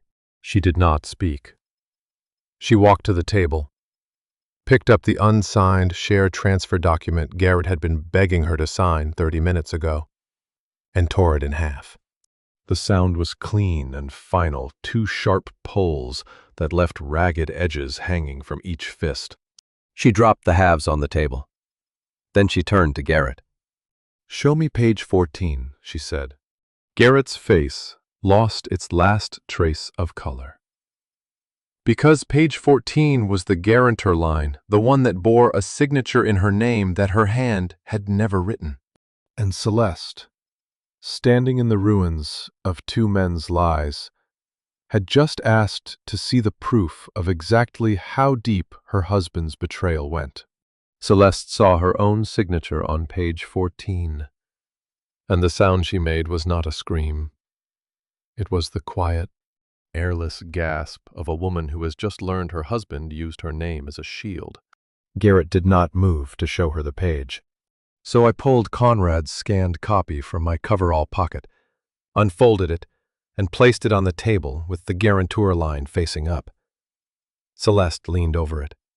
Her finger traced the signature, The looping C, the slanted downstroke, the flourish at the end that almost looked right. Almost. The loop is wrong, she said. Her voice was flat, clinical, as if she were examining a counterfeit painting rather than her own identity. I do not make my C like that. The bottom curves left, not right. I have signed my name the same way since I was 14 years old. She looked up at Garrett. You forged my signature. You put me on a loan without telling me. Garrett opened his hands in the gesture of a man who believes reason can still save him. Celeste, I can explain. It was protective. It was to shield the family assets. Protective. She repeated the word as though tasting something rotten. She looked at the torn share transfer halves on the table, then at the forged guarantor page, then at me. Her eyes were red but steady. Dad, she said, whatever you are about to do it. She chose me. Not because I deserved it. Not because I had been honest. But because the man she married had used her name on a federal document without asking. And a daughter will forgive a father who lied to protect her before she forgives a husband who lied to exploit her. I did not waste the permission. I turned toward the door, and Celeste fell into step 1 pace behind me, her heels clicking against the corridor tile beside the flat rubber soles of my work boots. We walked in silence through the service hallway, past the laundry room where I had pressed my coveralls that morning, past the kitchen where Sunday brunch was being plated for 200 guests who had no idea what was about to walk onto their stage. The ballroom doors were propped open. I could see the chandeliers from 20 feet away. The same crystal fixtures I had chosen from a catalog in 1986, when the budget said brass and my wife said crystal, and crystal won, because crystal always won with her. An MC stood at the microphone, thanking sponsors for the anniversary weekend. I walked straight up the center aisle in my coveralls and work boots, and every camera in the room turned toward me the way sunflowers turn toward a light they have not seen in years. The MC, a young man in a rented tuxedo, saw me coming and stepped back from the microphone stand, as though the look on my face had physically moved him. I took the mic from the stand. It was warm from his hand. The stage wood was solid under my boots, and the lights hit me with a heat I had not felt since the last time I stood behind a podium in this building. 200 faces stared back at me. Board members, bankers, press, hotel staff who had handed me mops and work orders for 2 days without a second glance. And at the back of the ballroom, in yesterday's wrinkled suit with his phone still clutched in his fist, Garrett Prescott stood frozen in the rear doorway. My name is Vernon Ashford, I said, and my voice filled the room the way it used to fill construction sites, not loud, but impossible to ignore. I built this hotel 40 years ago with a key, a lease, and 2 hands that had never signed a contract before. The murmuring started. I let it build for 3 seconds, then continued. I did not sell this company 11 years ago. I hold 64% of the controlling trust. I have been here this weekend, in the corridors, in the service rooms, in the places your current management does not visit. I was watching. I found Garrett's eyes across the ballroom. He had not moved. His phone hand had dropped to his side, and now I have seen enough. The ballroom went silent, 200 people holding their breath at once. Celeste stood at the foot of the stage, arms crossed, tears dry, watching her father reclaim the room her husband had decorated with stolen money. Then, from the back, I heard the sound of a door banging open. Garrett was running, and the 2 dark suits in the hallway were already moving to cut him off. Garrett did not make it to the exit. Rufus caught him at the service door, one hand on his arm, gripped steady as iron, and held him there until the 2 agents flanked him on either side. Then all three walked him back into the ballroom like a man returning to his own sentencing. He did not struggle. That was the part I had not expected. The man who had shoved me against a bookshelf 16 hours ago came back through those doors with his shoulders slack and his eyes fixed on the floor. And 200 guests watched him take his position at the rear of the room as though the building itself had rejected his escape. I was still on stage. The microphone was still in my hand, and Conrad was waiting. I nodded once toward the laptop Rufus had set on the podium before intercepting Garrett. Conrad's remote feed connected to the ballroom's presentation system in 3 seconds. And then 4 screens, 2 flanking the stage, 2 mounted above the rear bar, lit up simultaneously with the first document. My real signature from a 2019 filing appeared on the left. The fabricated version appeared on the right. Side by side, the differences were surgical. The slant of the downstroke, the pressure fade on the final letter, the spacing that no human hand could replicate from memory. Conrad's voice came through the ballroom speakers, clinical and measured. What you are seeing is a digital composite, a signature lifted from a legitimate filing and overlaid onto a refinancing authorization. The board minutes on the next screen reference a meeting on August 12th that never took place. The corporate secretary's calendar confirms no meeting occurred that month. 200 phones came out at once. I could hear the shutters clicking like insects, and I knew that by the time I finished speaking, the forged documents would be on every financial news feed in the country. The third screen showed page 14, the guarantor line.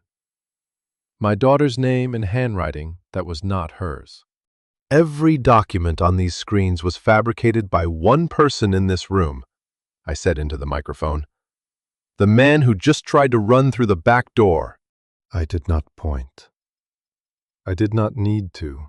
Every head in the ballroom turned toward Garrett, and the investors' faces changed, not shock, not outrage, but the cold recalculation of men deciding which side of the lawsuit they wanted to be on. Then I reached into my coverall pocket and pulled out the pawn receipt. The pink paper looked small under the stage lights, almost harmless, but the numbers on it carried a weight that no financial statement could match. October 14th, 2024, I read. 1 gold-plated brass key, pre-war provenance, sold to a private collector for $14,200. I lowered the receipt. That key opened room number 1 the day this hotel welcomed its first guest. My wife turned it in the lock herself. Garrett Prescott pawned it and gave my daughter a replica. Do you know what $14,200 buys? 1 key to a kingdom and the end of a marriage? And the man who made the trade thought he was getting a bargain. Celeste was standing at the foot of the stage. She had not moved since I began speaking. Now she reached up and touched the chain around her neck, the one she had worn every day since Garrett gave it to her on their anniversary. She lifted it over her head slowly, the chain catching the light as it slid through her hair, and held the key flat on her open palm. Under the stage lights, the truth was visible to every camera in the room. The edges of the key showed a thin line of green copper tarnish bleeding through cheap plating, invisible in lamplight, unmistakable under the ballroom's 12,000-watt rig. The key she had pressed against her collarbone every morning was hollow zinc dressed in gold paint. "The edges are green," she said, and her voice carried across the silent ballroom without a microphone. "I wore this every day. I never looked at it under bright light." "He counted on that," I said. Celeste closed her fist around the key. She stepped down from the stage apron and walked across the ballroom floor, past the press, past the investors, past the staff who had served her breakfast an hour ago, until she stood in front of Garrett. The 2 agents stepped apart to give her room. She pressed the fake key into his chest with the flat of her palm. The green-edged metal caught the light one final time against his wrinkled shirt. "Keep it," she said. "It is worth exactly what you are." A man will say anything when the walls close in, and Garrett Prescott with the fake key still pressed against his shirt and 200 witnesses staring. Chose the oldest lie in the world. I did it for the family. His voice cracked on the last word. He pulled the key away from his chest and let it drop to the carpet, where it landed without a sound. Hollow zinc makes no noise when it falls. He turned to face the room, arms spread, palms open, performing innocence for an audience that had already seen the evidence on 4 screens. The company was hemorrhaging, he said, louder now, projecting toward the investors in the middle rows. The debts left behind after the retirement were crushing us. Someone had to act. Someone had to save what was abandoned. I was still on stage. The microphone was still in my hand. And I had waited a long time to answer this exact argument. The debts were manufactured, I said. My voice did not rise. It did not need to. The amplification carried it to every corner of the room, and I watched Garrett's performance collapse, one claim at a time. The board meeting was invented, and you forged my daughter's name on a federal loan document to shield yourself from the consequences. I let the silence hold for 2 seconds. That is not saving a family, Garrett. That is burying one. He turned back to me, and for a moment I thought he might charge the stage. His fists were clenched, his jaw locked, his whole body vibrating with the energy of a man who has run out of words and has nothing left but motion. You left, he said. You walked away and disappeared, and now you— I held 64% the entire time, I said. I never left.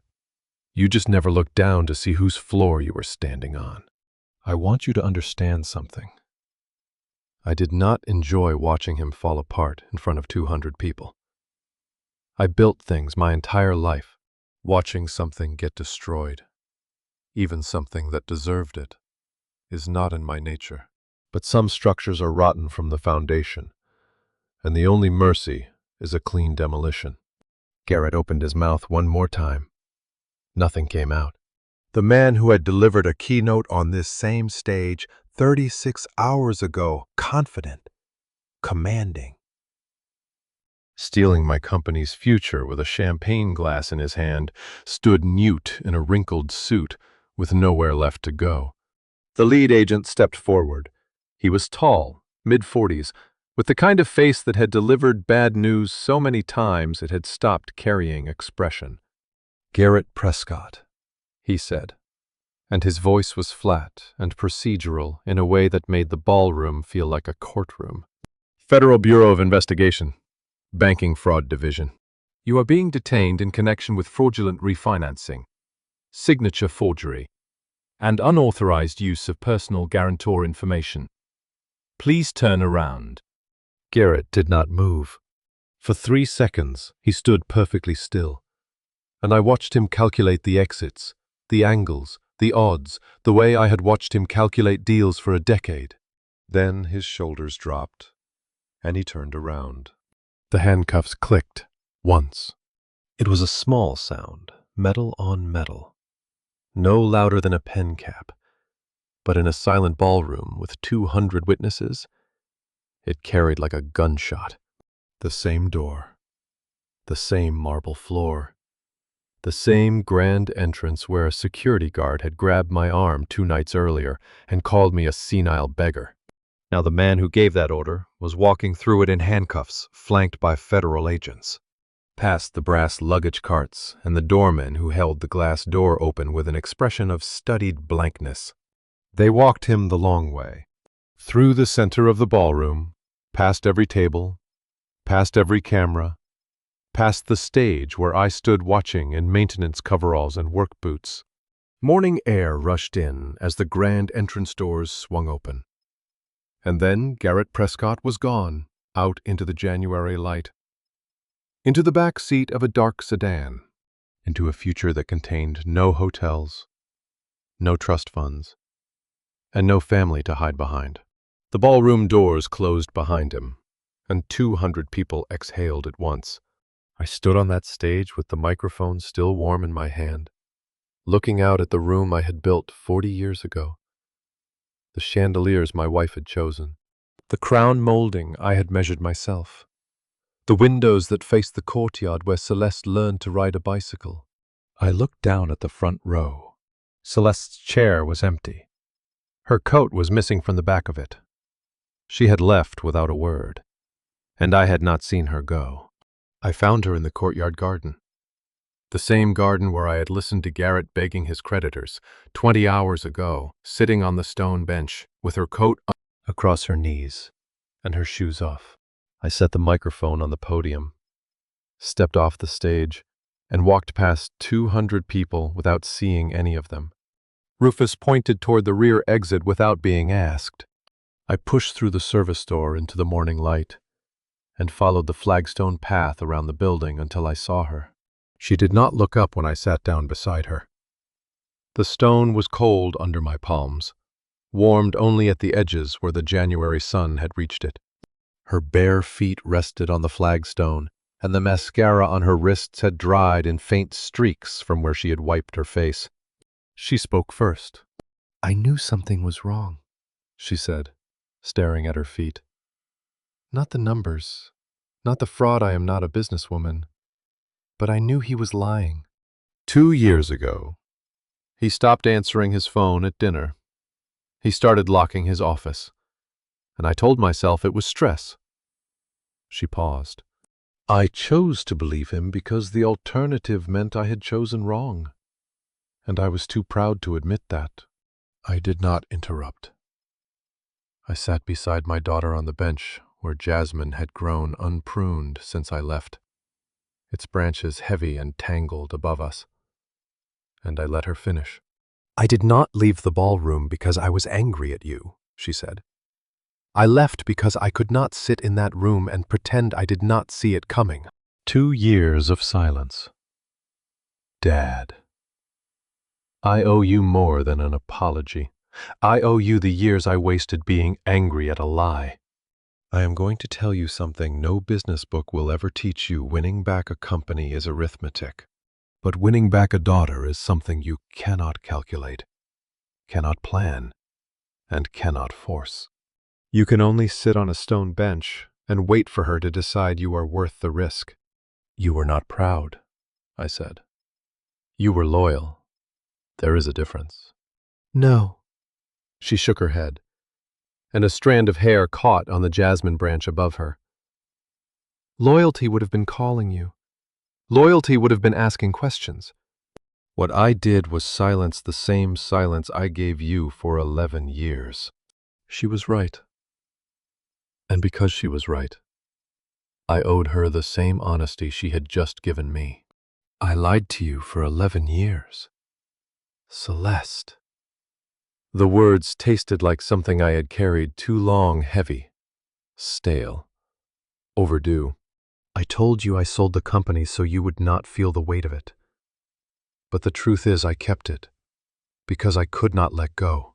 I let you believe a lie because it was easier than watching you carry what I built. I looked at her. My lie was worse than yours. She turned to me then.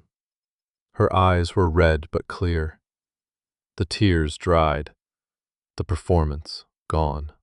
What I saw in her face was not the forgiveness I had rehearsed for it. It was something harder and better. It was understanding. Then we are both starting over, she said. 11 years. 4,000 days. And it ended not with a speech or a legal filing or a golden veto. It ended with a 42-year-old woman putting her head on her father's shoulder in a garden where the jasmine had not been pruned since he left. She leaned into me, and her weight was lighter than I remembered, or maybe I was stronger than I thought. Her perfume had faded after a sleepless night, but beneath it, I caught the jasmine note that her mother used to wear. And for a moment the garden smelled exactly the way it had in 1986, when my wife and I sat on this same bench and talked about what the hotel would become. I want to learn everything, Celeste said against my shoulder. The hotels, the trust, the business, from the beginning, as your daughter, not as a title. I put my arm around her. I did not speak. Some moments do not need words. They need weight and presence, and the willingness to sit still long enough for the silence to mean something. We stayed there until the courtyard shadows shifted. Then Celeste lifted her head. "Dad, there is one more thing," she said. "The private collector who bought the key. I know who it is. Garrett bragged about the sale once, drunk, thinking I was asleep." She told me the name, and for the second time that morning, I could not speak. By 2 o'clock that afternoon, the boardroom table held 3 things it had not held in over a decade: my signature, a quorum, and the original room number 1 key recovered by Conrad from the collector before noon. The name Celeste had whispered in the courtyard belonged to a man I had known decades ago, a former business partner who had always coveted the hotel's history more than its revenue. Con reached him by 10, negotiated the return by 11, and placed the key on the boardroom table at 1:45. It was heavier than I remembered, darker.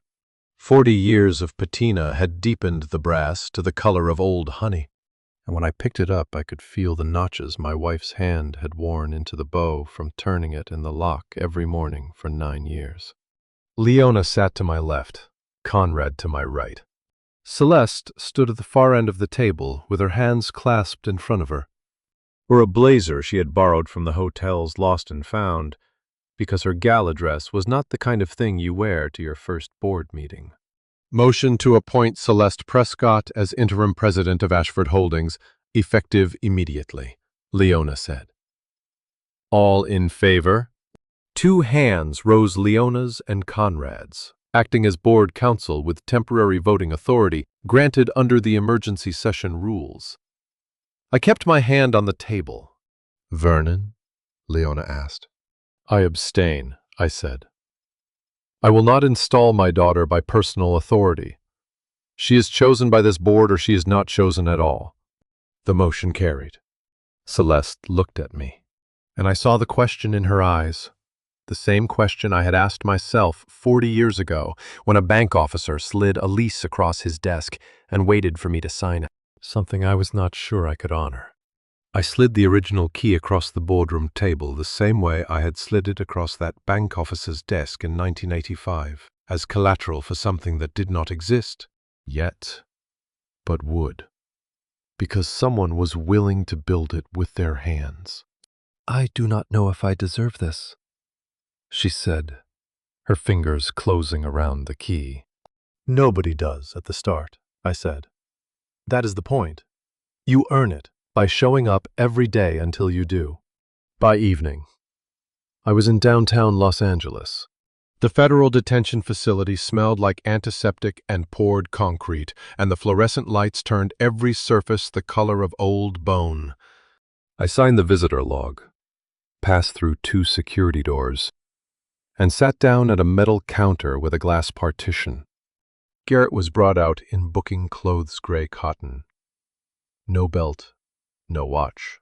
His face was unshaved, and the dark circles from that morning had deepened into something permanent. He sat down across from me and placed both hands flat on the metal counter. "Some of you might think I went to that facility to gloat. I want you to understand there is no satisfaction in watching a man shrink behind glass. The only satisfaction was knowing my daughter would never sit on that side of the partition. I did not come to watch you kneel, Garrett," I said. "I am not that kind of man. I came so you hear this from me directly, not from a lawyer or a news report." He did not respond. His eyes were flat, emptied of the calculation I had seen in them for a decade. The man who had delivered keynotes and threatened pensions and forged signatures sat perfectly still, and I understood that his silence was not defiance. It was the sound of a man who had finally run out of versions of himself to perform. "There is one thing Conrad still needs," I said. The board minutes and the signature overlay took 2 people, not 1. You never had access to the corporate secretary's templates or my signature archive. Someone inside gave you both. For the first time since I had sat down, something crossed his face that was not defeat. It was closer to relief. The relief of a man who has nothing left to trade and finally sets down the last weight he was carrying. Denise Okafor, he said. Corporate secretary's office. I covered a bad real estate loss for her 2 years ago, and she paid it back the only way she had left. He did not look up. She thought nobody would ever cross-check the calendar against the templates. Conrad already has, I said. She will hear from the bureau by Tuesday. He nodded once. And that was the last thing either of us said about it. My daughter will be fine, I said. Not because of you, not despite you. She will be fine because she is mine. And today, she chose to start over. That is something you never gave her the option to do. He did not speak. He did not argue. He just sat there, with his hands flat on the counter. And for the first time since I had met him, Garrett Prescott looked like exactly what he was. A man who had bet everything on a bluff and lost to someone who never bluffs. I stood up. I did not offer my hand. I walked out through the security doors, through the lobby, and into the parking lot where the January air hit my face like cold water. I drove back along the coast road, the Pacific black and endless on my left. My phone buzzed on the passenger seat. A text from Celeste, a photograph. The original key lying on the boardroom table next to her appointment letter. Beneath it, 2 words. First day. I pulled over, looked at the photo, and realized I was crying for the first time in 11 years. Do you know what it sounds like when your daughter knocks on the door of a room you were never supposed to be in? I did not go back to the cottage that night. I made it as far as the coast road, pulled over, let the tears come and go, and then turned the car around. Something unfinished was pulling me back to the hotel, not the company, not the board, not the accounts, something smaller. I parked in the service lot and walked through the basement entrance to the maintenance quarters. And I was folding my coveralls into a duffel bag when the knock came. 2 soft taps on a metal door. I knew it was her before I opened it. Celeste stood in the doorway in jeans and a sweater, her gala makeup washed away, her hair pulled back. She looked past me into the room, and I watched her take it in, the narrow cot with its gray blanket folded at the foot, the bare shelf with a thermos and a toolkit, the false panel desk where I had retrieved the trust document 12 hours ago. The room was smaller than her closet. I knew because I had stood in her closet 2 days ago, pretending to fix a faucet. This is where you slept, she said. For 2 days. You slept here in your own hotel on a cot. It was not the worst bed I have slept in, I said, tucking the last coverall into the bag. In 1985, I spent 3 months on an air mattress in room number 1 before the plumbing worked. She stepped inside. The room was so small that her perfume filled it immediately. Her mother's brand. The jasmine note that had followed me through 2 days of corridors and service hallways. She sat down on the cot beside the duffel bag, and the thin mattress barely moved under her weight. I walked past this door 6 times during the gala, she said quietly. 6 times. And I did not know my father was on the other side. I have told you about frozen accounts and forged signatures and federal agents in hallways, but none of that broke me.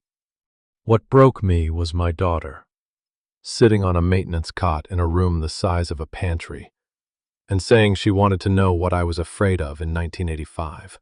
She did not ask about the company. She did not mention the board vote, or the arrest, or the frozen accounts. She looked at the bare walls, and the industrial soap on the shelf, and the ventilation shaft that let in faint salt air from outside, and she asked me something no one had asked in 40 years.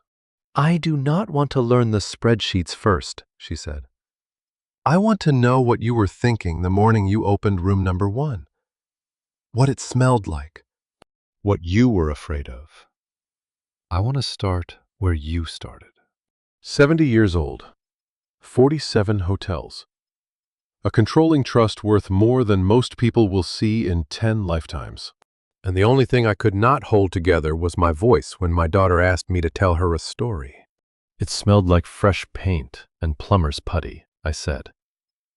The words came slowly, pulled from a place I had sealed shut the day my wife died. I was afraid nobody would come. And when the first guest walked in, I stopped. The sentence would not finish.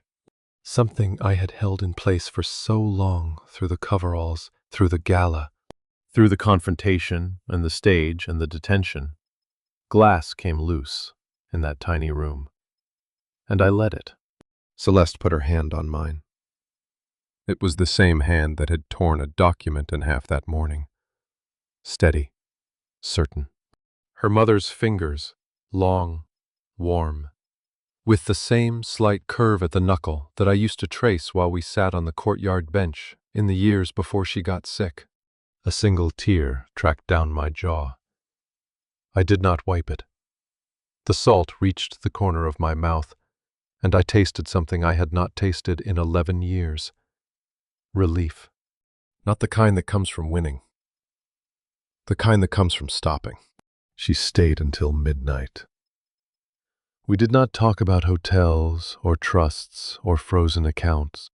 We talked about her mother, and about room number 1, and about the sound the front door made the first time it opened.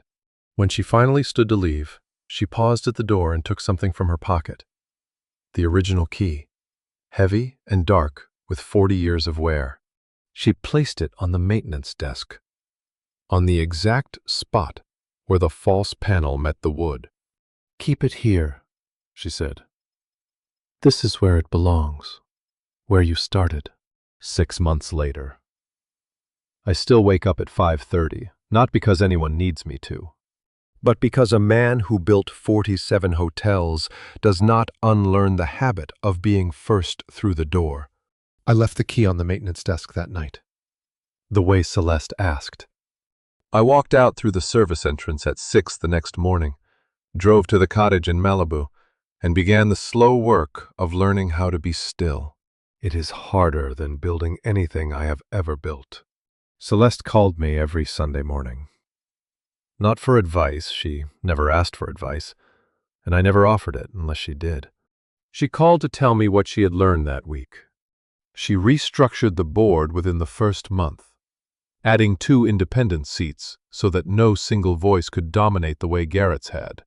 She restored the employee pension program he had gutted, rehired the maintenance staff he had cut to fund his shell company, and posted the company's first fully transparent quarterly report in April. She was better at this than I expected, better than I was at her age.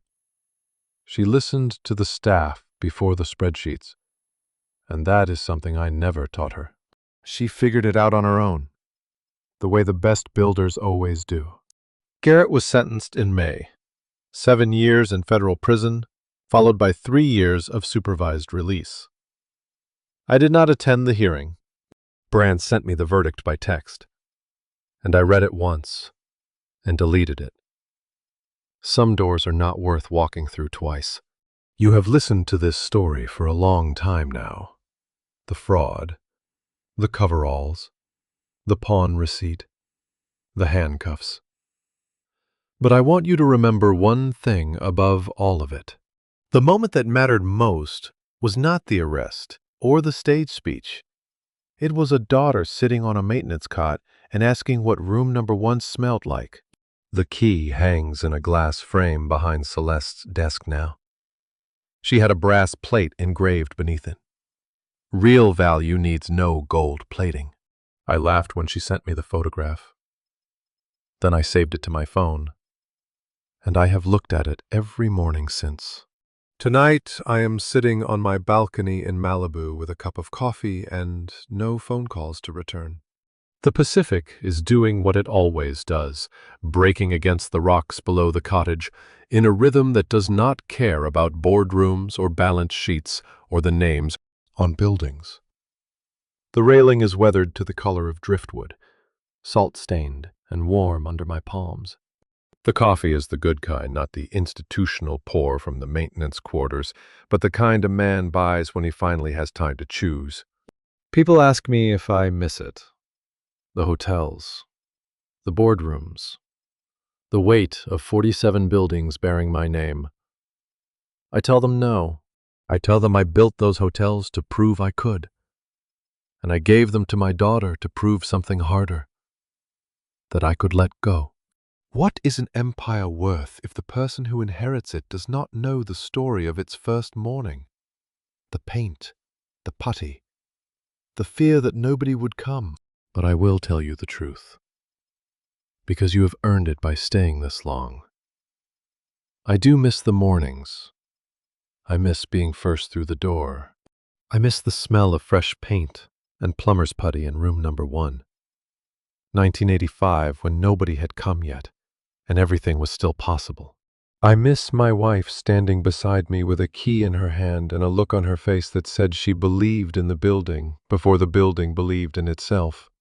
The key to an empire was never in the loudest hand, or the biggest signature, or the most expensive suit in the room. It was in the most patient one. And patience. Real patience. The kind that costs you 11 years and a few tears on a coast road, is the only gold that does not tarnish. My phone buzzes on the railing. Celeste's Sunday call. Right on time. I pick it up. "Hi, Dad," she says, and her voice is clear and warm and confident in a way that sounds nothing like me and everything like her mother. "I opened room number 1 this morning. I wanted to see what it smelled like."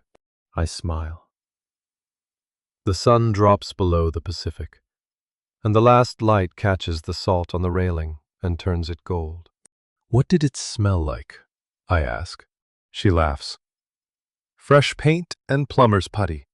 Some things, if you build them right, never change." And to you listening to my story, remember this. I spent 11 years in silence wearing coveralls in a building I built with my own hands, watching a man I trusted dismantle everything I loved. I told myself patience was a strategy, and it was. But I also lost those years of breakfasts with my daughter, those years of watching her grow into the leader she became without me. Do not make my mistake. Do not wait so long to speak the truth that the silence becomes its own kind of lie. People will call this a revenge story, and I understand why. A man steals your empire, humiliates you at your own gala, forges your daughter's name, and you freeze his accounts, expose him on stage, and watch the FBI walk him out in handcuffs. It sounds like a revenge story, but revenge is loud and fast and empty. What I did was slow and patient, and it cost me more than it cost him. The real lesson is not about getting even. It is about knowing what you are willing to lose to protect what matters, and having the faith to believe that God's timing will put you in the right room at the right moment, even if that room is a maintenance closet. This was never a revenge story about destroying a man. It was a story about a father finding his way back to his daughter. If this story moved you, I would love to hear your thoughts. Tell me in the comments what you would have done differently, or what moment hit you the hardest. Share it with someone who needs to hear that patience is not weakness. And if you have not already, subscribe so you never miss a story like this one. Thank you for staying until the very end. It means more than you know. Some details in this story were fictionalized for storytelling and emotional depth. The message that real strength is knowing when to wait and when to act is what I hope you carry with you.